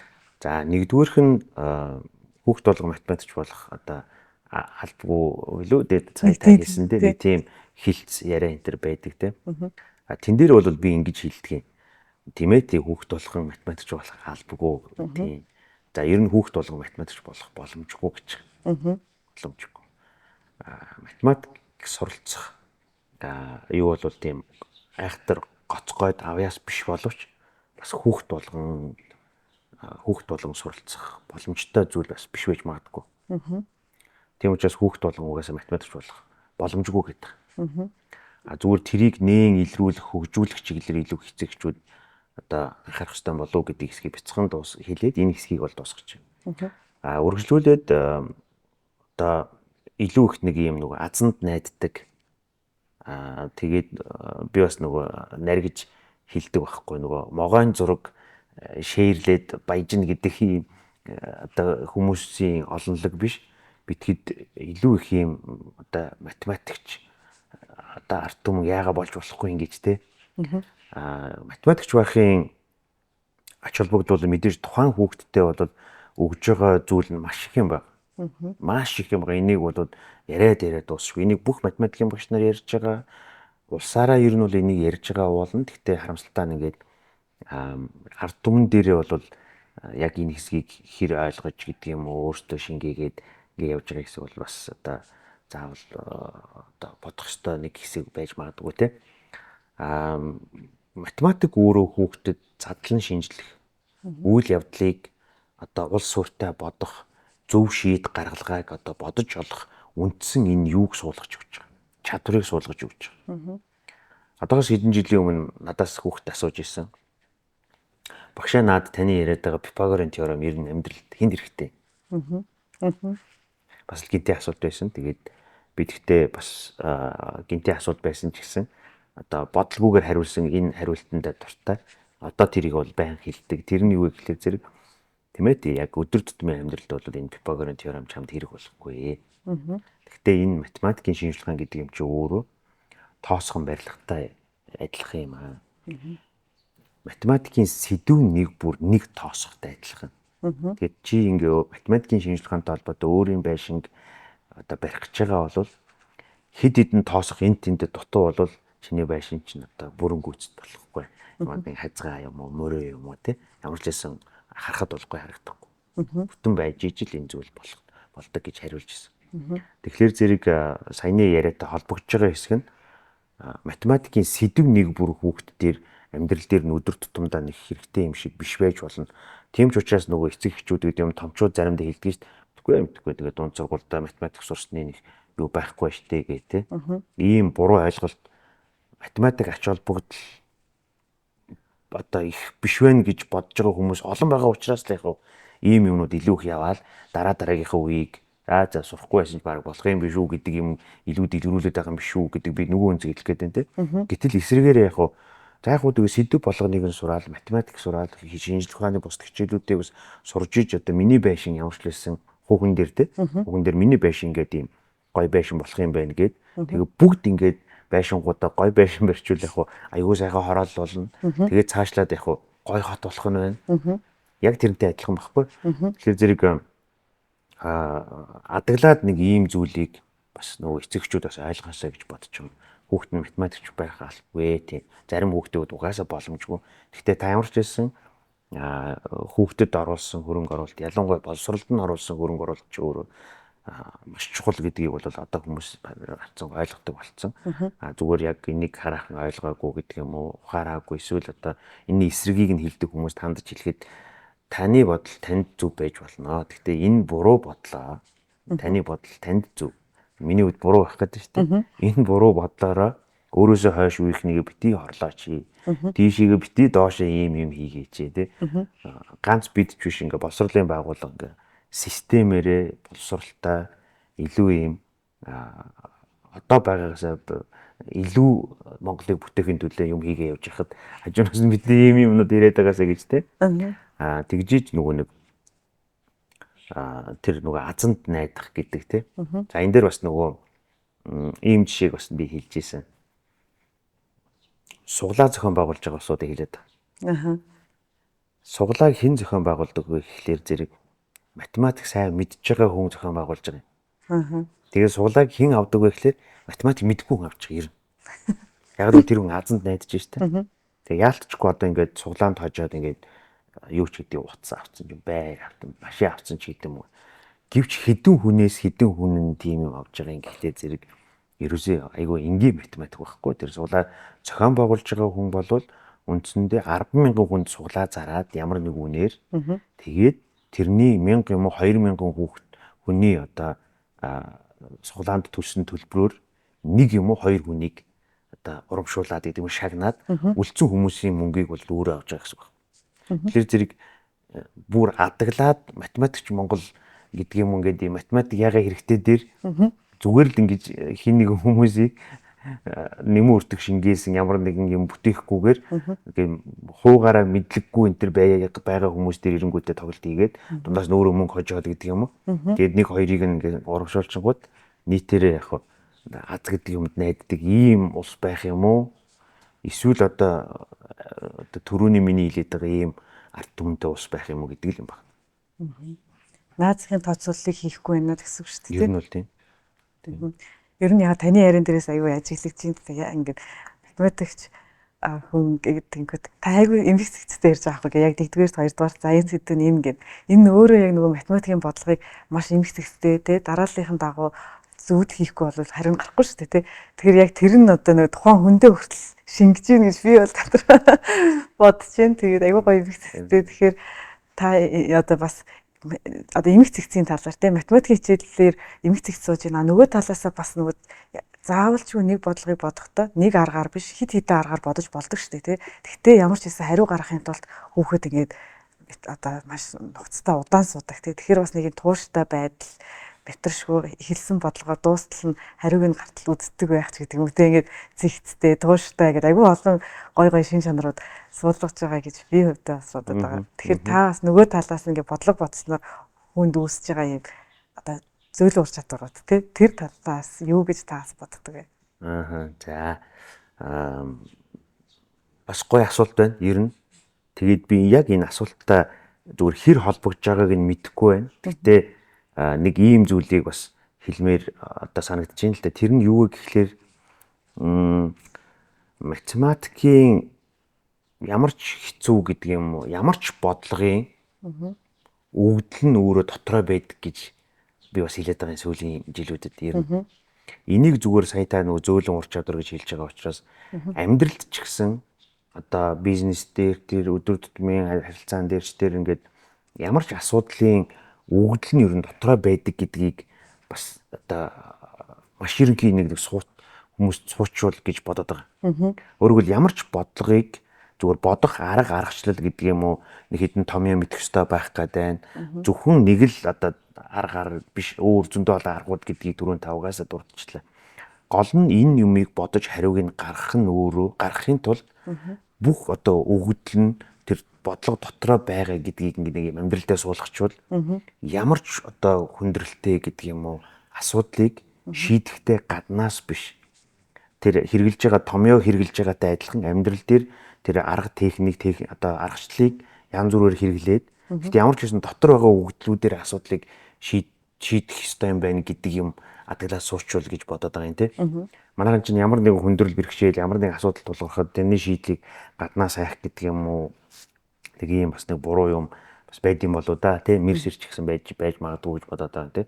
Гэтэл яг одоо асуудлын тэр шийдлийг олох одоо тэр бүх өгдөл гол цөм нь бол бас тэр бодлого дотор чинь байж өгдөл дотор байж байгаа гэж тий. Тэрийг хэлмээр санагдаж байна. Саяны яатай асуулттай холбоотой хэсэг. Гоё юу вэ тий. Өгдөл дотор байгаа бид нар дотроос өөрөөсөө тий ядаж өөрөөсөө байгаа орчин нөхцлөөсөө боломжоо хараад тэгээ асуудлаа шийдээч тий. Тэгвэл надад нэг тийм л өгчүүл би нэг сайхан амьдрах гэдэг байна л гээд манайхан ч тэгээд багш. Манай монголчууд тий айлаас ирэхээр авдраа уудал гэдэг чинь авдар чинь бараг байгаатай л гэдэг үг байх гэдэг чинь энэ бас магадгүй хэдэн зууны өмнөөс бидгээд математикийг сайн мэдэхгүй байсан ч гэсэн асуудлын одоо яг хайгаад байгаа юм чинь авдар дотор нь байгаа юм биш үү гэдэг юм юу өгөөдөөс юм биш үү манай үг дээдстэй. Тэгэхээр зэрэг нэг юм энэний одоо орчин үеийн гэдэг юм уу да.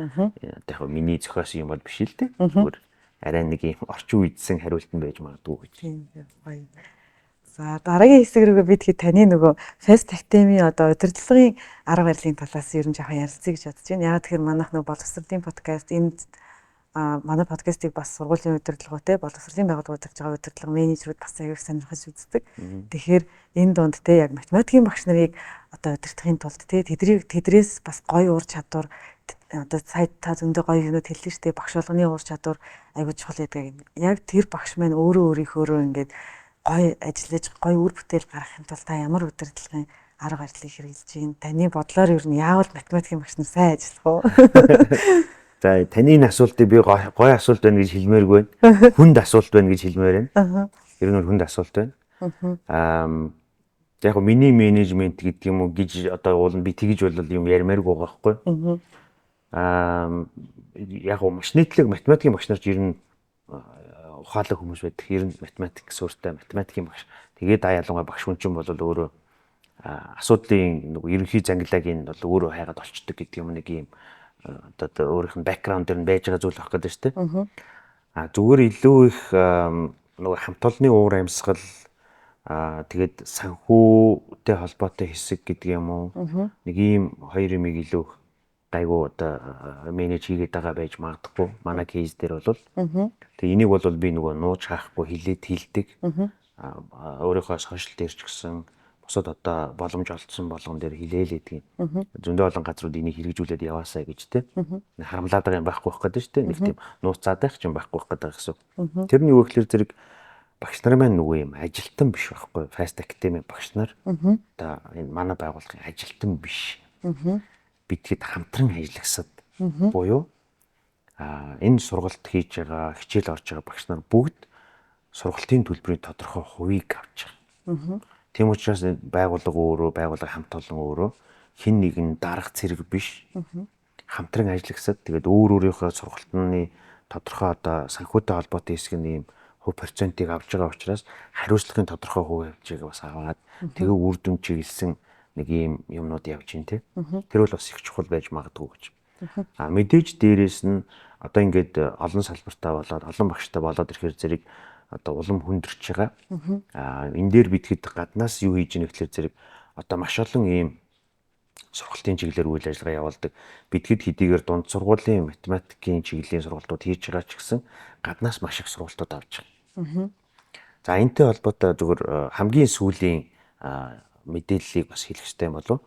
Энэ юу вэ гэхэлэр зэрэг энэ хичээлийн жилээс Fast Academy, Dale Carnegie-ийн сургалтуудыг авахар болж байгаа багш нар дээр. Тэгээ энэ бол яг олон улсад нөгөө харилцааны чиглэлийн 120 гаруй жил ингээд туршигдсан ийм сургалтын одоо арга аргачлалыг багш нартаа одоо ийм сургалтуудыг авж байна. За өмнөх жилүүдэд бол энэ болон энтэй төстэй юм гаднаас сургалтын харилцааны за тэр одоо сэтгэл зүйн чиглэлийн ч юм уу ингээд ийм маш олон сургалтуудыг ер нь аваад явж байгаа давхар.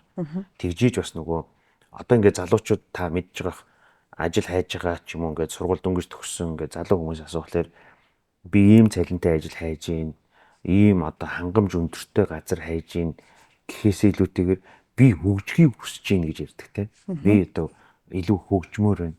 Тэр ихтэй сургууль төгссөн мэрэгжлийн эзэмшсэн хүн одоо яаж хөгжих гээд байгаа юм бол тэр нэгдүгээр ихтэй сургуульд авж байгаа мэрэгжлийн мэдлэгээсээ илүүтэйгээр саяны түрүүний таны асуултан дээр дурдгдсан тэр зөөлөн ур чадвар харилцааны чиглэлийн ч юм уу өөр зөндөө олон ихтэй сургуулиудад заадаггүй энэ ур чадваруудыг гэдэг юм энэ зүйлүүдийг сурахыг хүсэж чинь тэгжиж хөгжихийг хүсэж чинь те. Тэгэхээр зэрэг битгэд менежменттэй холбоотой асуусан учраас хэлж чинь энийг би нөгөө энэ чиглэлээр мэрэгсэн газруудаас энэ сургалтуудыг их авч байгаа. Тэгээд нөгөө нэг зүйл нь болохоор цаашдаа бас нөгөө бусад сургалтын байгууллагууд манайтай төстэй байгууллагуудын тухайд ярьж байгаа шүү.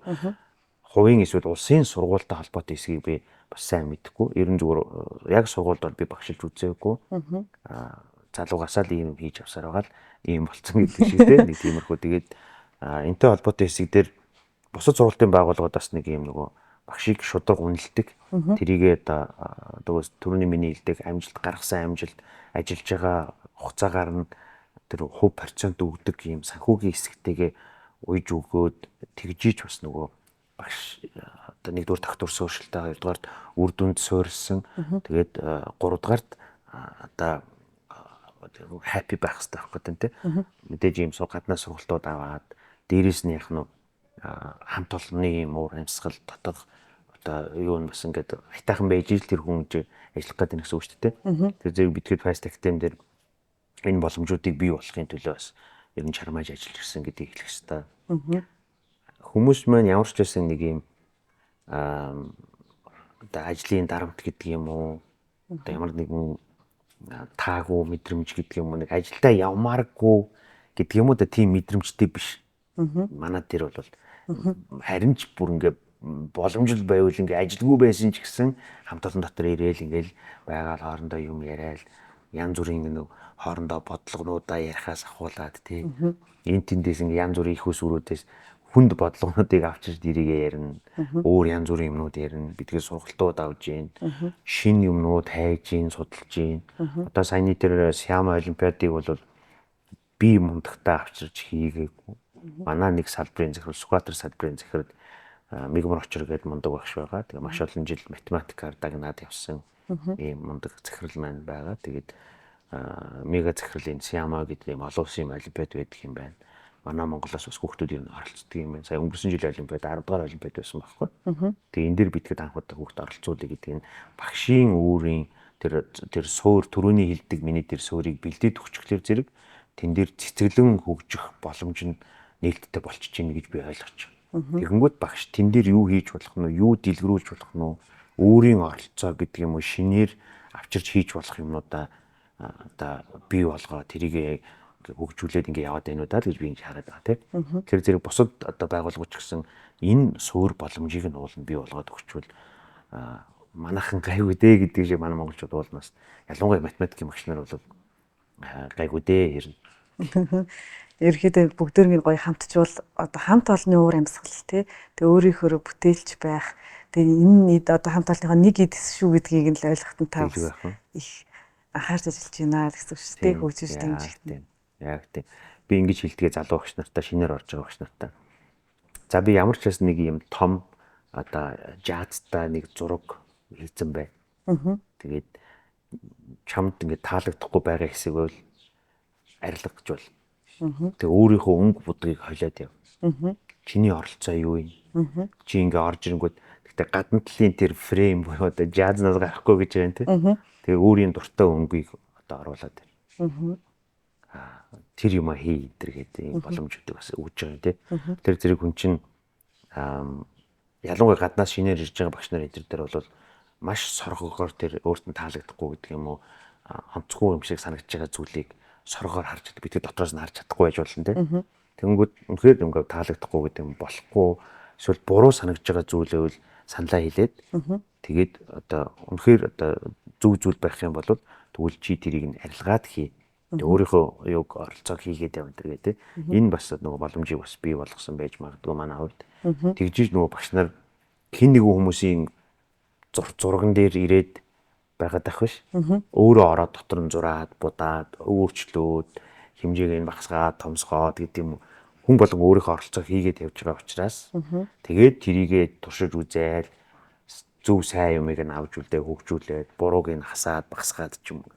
Энийг юм чөлөөтэй орон зай бас бий болгоцсон юм болов уу гэж бодож байна те. Тэгжиж л гайг үр дүн гараад байгаа юм болов уу? Одоо яг надад бас сонирхолтой санагдж байгаа юм болохоор та ингээд багш нартай гоё эрхчлэлийг нь болгоод та зурган дээр одоо өөрчилж өөрийнхөө өнгөөр болгож болно гэдэг ч тийм. Тэгсэн таны одоо итгэлийг алдаад магадгүй жазнаас гараа авсан ч юм уу эсвэл айгүй гоё байсан хэсгийг очиод муухагаар болгоцсон ч юм уу тийм кейсүүд байдаггүй. Тэрнээс нь ер нь та яаж сэргийлдэг вэ? Мэдээж тийм кейсүүд бол гарсан. Гарна цаашдаа ч гарна. Тэрийг нэг сэргийлээд авах шаардлага бол байхгүй юм бэл. Яг одоо энэ студ дээр л би хэлчихье те. Энэ жаз миний бий болгосон жаз. Тэгээд тэр хүний өнгө будаг гэдэг юм. Тэр хүнд ямар нэгэн таалагдахгүй гэдэг юм байж болно. Дахиад өөр жазнууд байгаа өөр. Тэр хүн өөрөө хаана ад жаргалтай сэтгэл зүрх нь хаана цохлоод гэдэг юм уу? Хаана очиж зураг зурмаар байна те. Өөрийнхөө өнгө будгийг хаана авч наамаар байна. Манай дээр байвал окей суур нь энэ байна. Манай дээр биш байж болно. Тэгвэл тэгээд өөр газараа тэр бол чөлөөтэй гэж байгаа байхгүй. Тийм учраас одоо хайж явж агаад манай дээр ирж тогтсон маш олон хүмүүс байна. За яг манахаас гараад явсан ганц нэг хүмүүс энэ төр бол бас байна тий. Тэгээд минийх л гоё, биднийх л хамгийн зөв. Биднээс л одоо чухам одоо юу гэдгийг ингэж ийм хоёроос ярихгүй байгаа байхгүй. Бидхэд ямар ч нэг юм ийдсэн байна.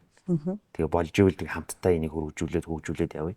Тэгээд арай л ингээд чиний юугаар болохгүй байна уу те. Тэгвэл тэгээд мэдгүй чөлөөтэй те өөр газар очиод магадгүй өөрөө том жаз тавьж хагаад тэндээ олон өнгө будгуудыг оролцуулаад өөр уран зураг хийхийг бол үгүйсэхгүй те. Сэргийлээд авах шаардлагагүй те. Тэгтээ маш хэрэгчлээтэй. Дээрээс нь бас нөгөө төрөүний асуултаас холбогдох байх гэж бодоод гинт цанчлаа. Маадаж нөгөө өглөө 8 цагаас орой одоо 17 цаг хүртэл гэдэг юм ажлын нэг юм одоо цаг гэдэг юм уу. Тэгээд бас нөгөө одоо очиж нөгөө хуруугаа уншуулдаг байдаг ч гэдэг юм нэг юм тийм заавал юу байх хэрэгтэй гэдэг юм ерөөсөй байхгүй байна. Багш тухайн хичээлийн жилдээ хэрэг ачаал авч хідэн анги авч одоо сургалт явуулах боломжтой байна. Тэрийг одоо урьдчилж өөрөө захиалаад тийм. Тэгээд тэр хүрээндээ сургалтаа хийгээд үр дүн гарч л байгаа бол тэр төргөө бидгээд өөр одоо шалгаруулад хамгийн гайгүй хүмүүстэй шалгаж авч байгаа сургуулиудад бэлдээд байгаа учраас эцсийн үр дүн угаасаа тэнцээ очоо хэмжигдэж байгаа юм. Тийм учраас нөгөө энэ хичээлийн жил дотроо хэр чөлөөтэй хэр юутай ажиллах одоо эрх чөлөөтэй байх одоо порц орцыг нь яаж тааруулах боломж эрх чөлөөг нь өгчөөд үр дүн тэртээ дөрөв тэнцээ хэмжиж байгаа. Тэгээд энэ хугацаанд тогтсон хуваарийнхаа дагуу хичээлээ орж л байгаа бол бусад цагтаа хаана байхын, юу хийхин, одоо гэр бүлдээ зарцуулна уу, тэр цаг хугацааг өөрийнхөө одоо сонирхлыг хөгжүүлэх чиглэлээр одоо ямар нэгэн юмд хамрагдаад явна уу хамаахгүй. Бидгэд ерөөсөө тийм цагийн одоо юу байхгүй байгаа шүү дээ. Хязгаар байхгүй байгаа учраас тэр хүн бол давхар одоо өөр юм одоо хангалттай их цагтаа байна гэж бас хэлж байгаа. Бас усын сургуулиуд бас шүүмжлэлтэй зүйл нь маш олон багш нар хэлдэг нөгөө юм болсон болоогүй хэрэгтэй хэрэггүй нь мэддэхгүй маш их юм тайлан маш их юм цаасанд боогддог гэж те. Бараг нөгөө үндсэн суралцах уу гэж би түрүүнээс хойш яриад байгаа. Тэр сургах гэдэг ажлаасаа илүүтэйгээр тэрийгэ бичиж тайлагнах, тэрийг бэлдэх гэдэг юм уу цаастаа зууралцсан нэг юм удирдлагатаа тэрийгэ тайлагнахтай холбоотой нэг юм стресстэй тэр нь асар их стресстэй цаг зав уйсан нэг юм байхгүй учраас маа дээр багш нар илүү тийм чөлөөтэй дураарай. Тэг үр дүнгээ бол яг би үр дүнгийг хэмжих гээгүй өөр тэр сургуулиудын шалгалтанд амжилт үзүүлэл хүүхэд нь үнэхээр амжилттай яваал ингээд шалгалтуудад шалгараад гэдэг юм уу ингээд явж байгаа хүн чинь тэрнээс урам зориг аваад ингээд та нөгөө менежментийн тухай асууж байгаа л би энэ тэндээс хольж яриад байна. Тэгээд бидгэд ямар ч нэг юм бий болгосон учраас л үр дүн гараад байгаа юм болоо гэж бодчих. Гоё юм байна. Ер нь нөгөө багш нарын яг хүсэж байгаа арчин юм шиг те. Ер нь нийтлэг багш нар бас яг тэр цаасан журналаа биш цаасан юмнуудаа болооч бид нар хүүхдүүдтэйгээ ажилламаар байна гэд яриад идэг. Яг тэрийг нь та бодитоор хэрэгжүүлээд яг л хүүхдтэйгээ ажиллах боломж болцоог нь л олгоцсон учраас багш нар маань доктор сурчлалт тагаад байна гэд тэгж шүү дээ. Би яг нөгөө дараагийн асуултан дээр доктор сурчлалын тухай асууж байсан аахгүй. 50 багш гэдэг чинь бас нэг хувийн сургууль дайны те ингээд олон багш нарыг доктор сурчлалтай хамгийн удаан одоо 13 4 жил ажилласан. Та өөрөө 17 жил гээд ингээд ийм олон жил доктор сурчлалтай энэ олон хүмүүсийг байлгана гэдэг чинь өөрөө бас нэг юм ноу хау нууц авах гэдэг байхгүй. Та болохоор нууц биш гэдэг байгаа ч гэсэн. Тэгэхээр энэ нь өөрөө доктор сурчлалтай байхгүй бол хүүхдүүдийн одоо боловсрал те үр дүнд нь бас хөргөөр нөлөөлнө гэдэг. Тэгэхээр энийг яг хөдлөхгүйгээр яг бүгдийг гоё базаж байлгана гэдэг бол бас гоё зүйл байна. Та гэхдээ гоё айгу юм биш юм шиг ингээд тайлбарлаад авах шиг байна л та миний бодлоор. Би яг нөгөө ийм юм хэлмээргүй байна л да. Би өөрөө мундаг учраас ингэж байгаа ч гэдэг юм уу. Тийм юусоо хэлмээргүй байгаа юм. Тэгтээ бодтойгоор бас юу байдаг вэ гэхээр хүн ер нь өөрөө бас нэг юм зөв бодолтой гэдэг юм уу. Зөв хүн байх ёстой болов гэж бодоод байгаа юм те. Тэгэл ямар нэгэн одоо нөгөө багшийнхаа хөдөлмөрийг мөлдсөн ч гэдэг юм уу эсвэл одоо хүүхнийхний орон зай руу одоо ирээ цэрэг халтсан ч гэдэг юм уу тийм хийхгүй бас нэг өөрөө бас нэг юм зөв хүн байхлаар чинь зэрэг бас нэг гэдэг тийм хавцаа үжил бодолтой гэдэг юм тиймэрхүү хүмүүс гээд нэгийг татдаг ч гэдэг юм ингээд цугларддаг байж магадгүй гэж бодоод байна шүү дээ.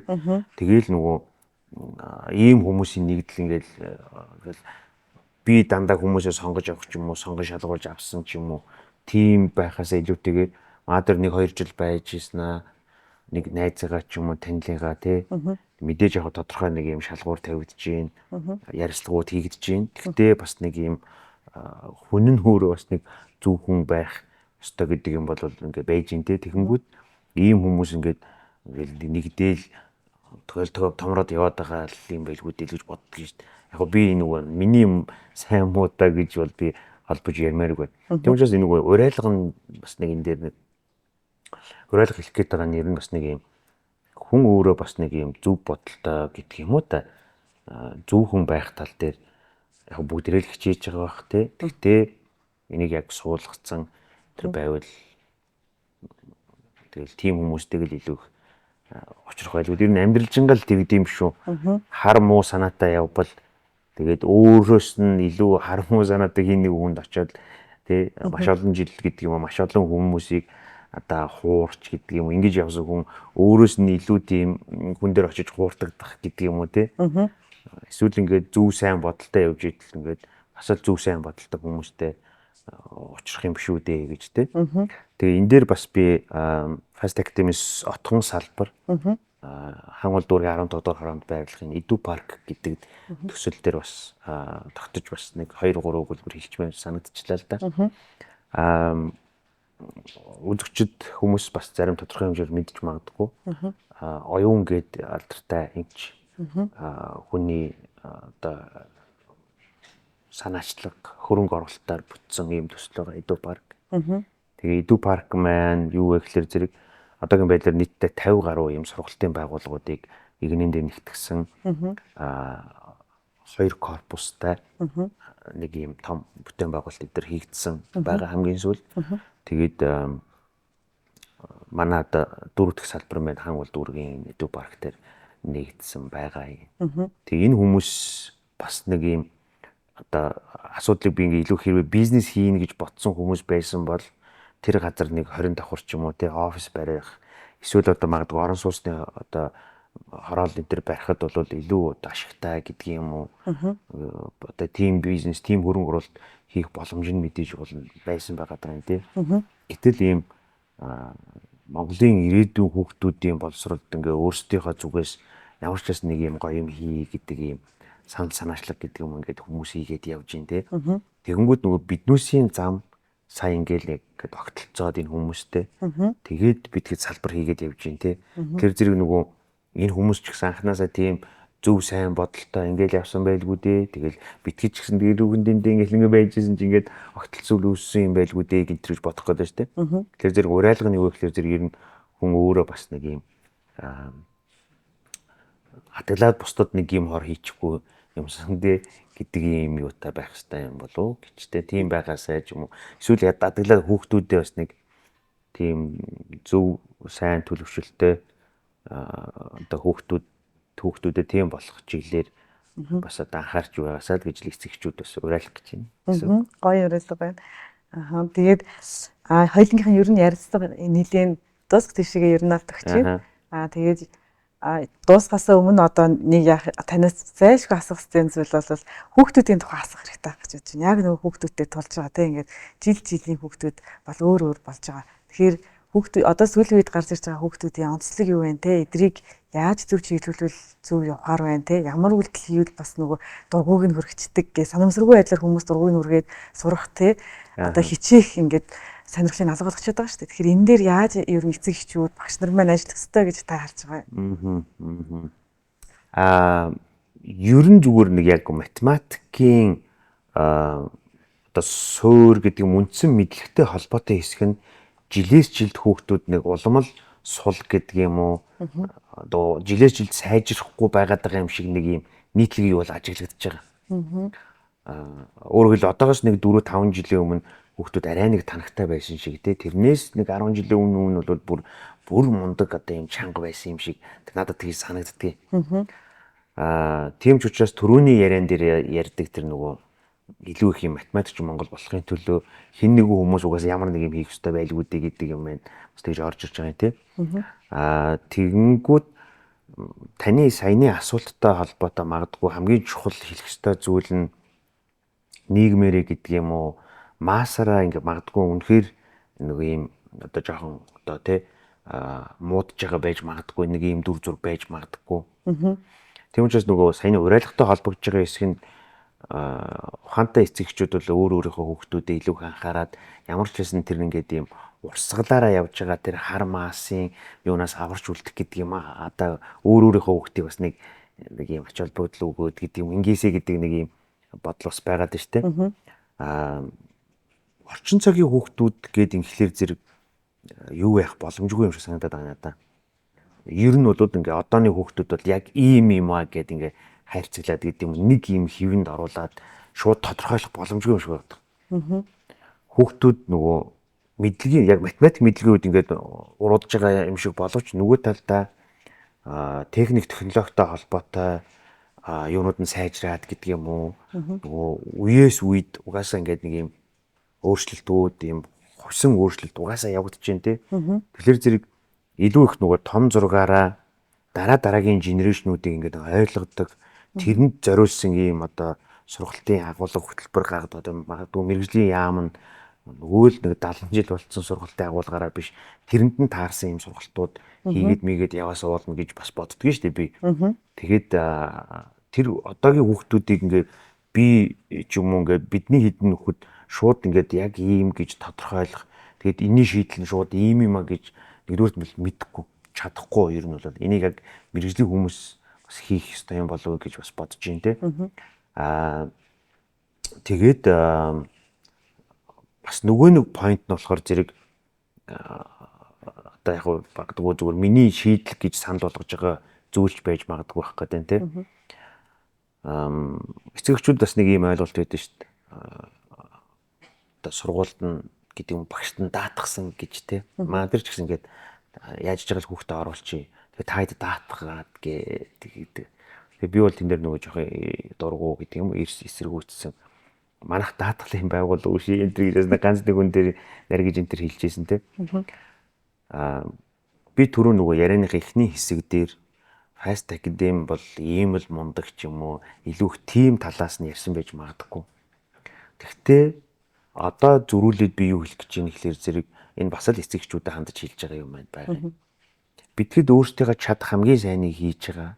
Улам сайжруулах гал хичээж байна. Багш нар талаасаач тэр одоо илүү хүртээмжтэй байгууллагын салбарлаад гэдэг юм уу том зургаараа ингээд дэ математикч Монгол интермедиэт байх юм байна л шүү дээ. Тэгтээ таны хүүхд бол таны л хүүхд. Манай дээр ямар ч шилдэг багш байсан ч гэсэн ангитай байгаа тэр 12 хүүхдийн эсвэл тэр 20 хүүхдийн яг ээж шиг нь эсвэл аав шиг нь хайрлах уу? Чадах уу? Бас тэр хүн чинь өөрөө бас хүүхдтэй өөр ингэсэн амьдралтай гэдэг нэг өөр юм байгаа те. Хизээч өөрийнх нь аав ээж шиг тэр хүүхдийг ойлгож гэдэг юм уу хайрлж гэдэг юм уу эсвэл тэр хүүхдийг одоо эцэгчүүд бол манай дээр даатгах гэдэг шүү те. Бид даатгаж авахгүй. Бид чадах хамгийн юм хийж байгаа, хичээлээ зааж байгаа, математикаа зааж байгаа. Тэгэхээр зэрэг хүүхдийнхээ авьяас чадварыг илрүүлэх тэр чиглэлээр нь одоо хөгжүүлэх ч юм уу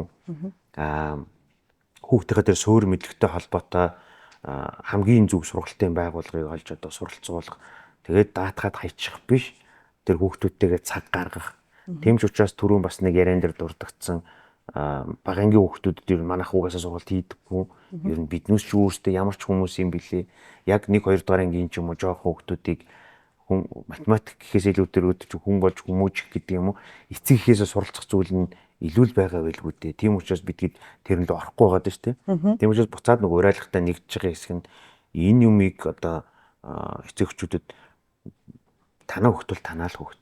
Та одоо жил 2 юм уу 3 хүүхдтэй за дунджаар одоо 3 юм уу 4 хүүхдтэй юм шиг байна шүү дээ. Манайхан чинь дундаж гэрүүлтэй.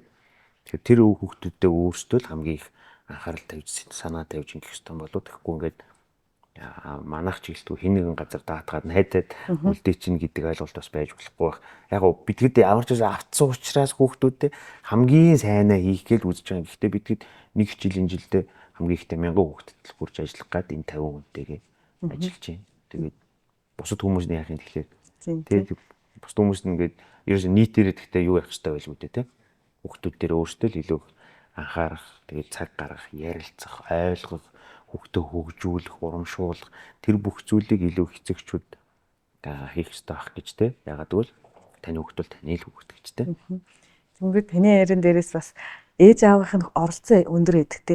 Хүүхдийнхаа ингээд юунд айгүй өндөр оролцож байгаа эцэг их оролцохгүй магадгүй танад даатгаад хайцсан за хайрцангууд даатгцсан те. Одоо шууд даатгцсан гэдэг авахгүй л гэхэд ер нь ингээд ээж аавынх нь оролцоо нь өндөр.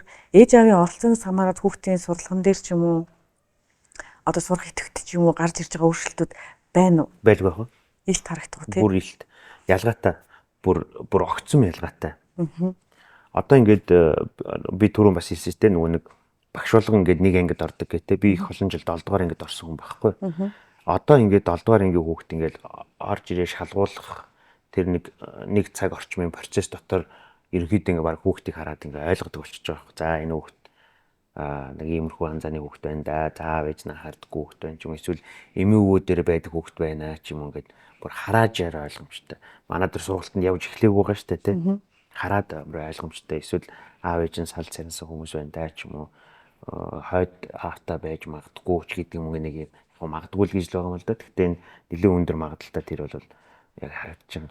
Тэгэхээр зэрэг бас тэр яг нөгөө бүтэн амьдралтай тэгээд аав ээж нь илүү ач холбогдол өгдөг хариуцлагатай айлын хүүхдүүд бол угаасаа бүр илт өөр тэр математикт суралцахгүй байсан ч гэсэн тэр хүүхд бол бүр цаашдаа амьдралдаа бол илүү амжилттай явах магадлал нь илүү өндөр гэж би харж байгаа юм. Гэтэл нөгөө тал яг нөгөө яалчгүй амьдралын эрхээр одоо осол эндэгдэл ч юм уу ямар нэг байдлаар аав ээжээс хатсан багасаа хацал өвчин одоо тий одоо өвчин өссөн одоо яг би ингэж хэлмээргүй л байна л да. Гэхдээ ингээд яалтчгүй ингэсэн хүмүүсийг одоо яалтай байлаа ингээд үнэхээр одоо тий тэд нар бол ямар нэг би бол шийдэл хийж мэдэхгүй шүү дээ. Тэгтээ яг зүгээр нийтлэг ингээд нэг эцэгхийн хайр анхаарал халамж дутагдж байгаа хүүхэд болон одоо яг нөгөө талд яг юм тэр бүтэн юу байгаа хүүхэд хоёрын хооронд бол бүр илт ялгаа байдаг. Маш ялгаа байдаг. Тэгэхээр одоо ээж аауд маань болохоор юу гэдэг би сургалтанд төлбөртэй сургалтанд өгсөн. За төлбөртэй хувийн сургалт өгсөн ч гэдэг юм. За эдгүүтээ би хүүхдийн сайхан одоо байр савтай хоолундтай байлгаж ийн гэж бодоод байдаг боловч эцсийн дүндээ одоо яг ээж аав нь цаг гаргаж байгаа нь өөрөө ингээ хүүхдийн сурлага маш онцгой нөлөөтэй нэгдэг бол бас ойлгох хэрэгтэй зүйл байгаа тань л да тий. Маш олон эцэгчүүд нөгөө тэгж андуурдгийн тий. Одоо таны хэлдэг сайн байртай савтаа тэгээд одоо үнэтэй цайтай хувийн сургуульд оруулсан ч юм ахаад нэмээд дээр нь гэрийн багш аваад өгсөн ч юм мэдгүй тэгээд манад явдаг тэгээд бүр жолооч молоочтой хүүхдэнтэйгээс тэр мэрийг ингээд зохицуулсан ч юм уу баг болгоцсон юм шиг тэр бодоод идэг байж магадгүй байгаа юм тий. Гэтэл тэр хүүхдэд ер нь яг бодит үнэн гэвэл нэгдүгээр тийм математикийн амар чухал мэдлэг тэгээ очиад Монгол Тэмүүлэн сургуульд тэнцэх тэр юу хэрэгтэй юм уу гэвэл нэгдүгээр тэр биш байгаа юм. Нэгдүгээр тэр хүүхдэд эцэгхийн хайр халамж гэр бүлийн халуун дулаан ийм орчин гэдэг юм уу аав ээж нь сонсдог, ойлгодог, ярилцдаг тэр орчин л илүү хэрэгтэй байдаг шүү дээ. Тэгэнгүүт тийм орчин, тийм боломжоор хангагдсан хүүхэд нөгөө сургуульд тэнцэхгүй байсан ч гэсэн түрүүний миний хэлдэг нурмайдаггүй. Үзэл алдлаа, ямар ч байсан өөрийнхөө юуг харлаа те. Тэгэл амьдрал цааш үргэлжлүүлсэн хэвээрэл байна. Тэгэл аав ээж нь миний хүү тэгээд шалгалтанд амжилт хүсье. Тэгээд тэнцэхгүй байсан ч гэсэн хамаагүй. Тэгээд би аав чинь хэвээрээ чи манай хүүхд хэвээрээ. Тэгээ юу амьдрал цааш үргэлжлүүлсэн хэвээр би чамд тэнцээгүй байсан ч гэсэн хайртай хэвээрэл байна гэдэг ийм юуг мэддэг, ойлгодог, ярьдаг гэр бүлийн хүүхэд за очиод тэнцэхгүй бол яана тий магадгүй тэгээд хичээлийн жил дуусангууд гэртээ нэг юм хариуцлага хүлээх гээд байгаа юм шиг сэтгэл зүйтэй хүүхд хоёр бол уучлаарай үнэхээр ялгаатай болчих. Тийм байна. Тэгээд тийм битэл байгаасаа л гэж би бодож байгаа учраас хэлээд байна гэсэн үг шүү дээ. Тийм. Тэрийг бол манай ээж аваад бас айгүй хүн хэлхээс нааш гэж тий. Тэгэхээр таны хувьд бол одоо яг бодит амьдрал дээр олон хүүхдүүд дээр ажиглаад хараад хахад энэ бол яалахын аргагүй одоо яг мэдээж нарийн судалгаа хийгээгүй ч гэсэн нүдэнд харагдах зүйлс байна тий. Түүнээс ч та мэдгүй ээж аав нь анхаарсан анхаараагүй бид нар ингээд сургачдаг. Тэр бол нэг ялгаа байхгүй гэж хэлэхүүц биш вэ гэсэн үг та бүр эрс ялгаатай байна гэж хэлж байна гэдэг чинь үнэхээр ихт байна л гэсэн бол гарч ирж байна гэсэн. Тий. За хоёулын ярилцлага ерөнхийдөө доос чинь айгүй гоё ярилцлага болж байна миний хувьд гэж бодож байна. Тэгэхээр манай үзэж байгаа хүмүүсд ч гэсэн бас гоё тэг нэгийг бодож хоёрыг тунгаасан юм яриа сэдвүүд болсон байх гэж бодож байна. Яг тэгэхээр ээж аавд маань болон сургууль багш нар маань бол ингээд бас өдөр тутмынхаа завгүй амьдралдаа яг ми чинь ингээд анзаарахгүй явцдаг тохиолдол их байдаг шүү дээ. Тэгээд төгсгөлийнхаа хэсгээр таныг одоо боловсролынхаа салбарын талаар эцэг эхчүүдээ сурагчдаа тэс бусад одоо сургалтын байгууллага сургууль тий ер нь бүхэл байгууллагынхаа хүмүүсүүдэд зориулаад Монголын боловсролынхаа ирээдүйн талаар гоё уриалга хэлээч тий хүн болгон өөрийнхөө бодлоор ингээ уриалгыг хэлж ийж таны өмнө хэлсэн бас гоё жишээ байгаа шүү дээ хүн болгон гоё байшингуудаа барьж ийж тэгээ том гоё хот гоё хороолол гоё хот олно гэдэг шиг таны бас гоё уриалга хэлээч таны уриалга бас очих хүндээ очиод урам зориг өгөөд гоё боловсролыг ирээдүйд гоё н одоо ингээ оч өсрөх байхаа гэж би бодож байна. За ойлголоо баярлалаа. Тэгээд хэдийгээр бас зөндөө олон ярмаар байгаа ч гэсэн маш товчхон тэгээд бас ойлгомжтой гэдэг юм уу. Нэг тийм үг хэлье гэж бодож байна. Тэрний үгээр ямар ч байсан ирээдүй бол илүү гэрэл гэгээлэг байгаа гэж бол би итгэж байгаа. Та ч гэсэн итгээрэй. Тэг гэрэл гээгээрөө хитүүлээ хамтдаа одоо тэмүүлээ гэдэг л юм уриалга хэлмээр. Баярлалаа. Тэгээ таны бас математикч Монголыг бүтээх их үлсэд нь бас өндрөөс өндөр амжилт хүсье. Тэгээ танай баг хамт олон маань Монголынхаа бүх хүүхдүүдэд математикийн одоо суур мэдлэгийг олгож олон бас математикчдыг төрүүлээсэй гэж хүсэж байна. Маш их баярлалаа. Та бүхний бас үйл ажиллагаанд амжилт хүсье. Тэгээ бид хэд ерөнхийдөө подкастнда орж байгаа хүмүүсэд энэ Мадрийн буудай гэдэг юм бүхэл төрлийн гурилыг бэлгэлж байгаа. Энэ маань болохоор их орны хөрсөнд тарьж оруулсан буудай. Хамгийн гол онцлог нь энийг нөгөө чулуун тэрмэр тэрэмцсэн учраас шин тэжээл нь алдагдаагүй. Гурил маань бол нөгөө өөрөө бидний бас монгол хүмүүсийн хоол хүнсний хэрэглээний аягүй өндөр зүйл гэдэг учраас таныг бас энэ буудай бүхэл төрлийн гурилыг хэрэглэж үзээрэй гэж хэлж байгаамаа. За баярлалаа. Мадрийн буудай гинэ те. Шим тэжээл бүхэл төрлийн гурил гэж. Тийм баг. За баярлалаа. За их баярлалаа. За танд бас ярий гэж бодоод үлдээгээд мартчихсан, орхичихсан зүйл байна уу? Нэмий гэж бодож байна.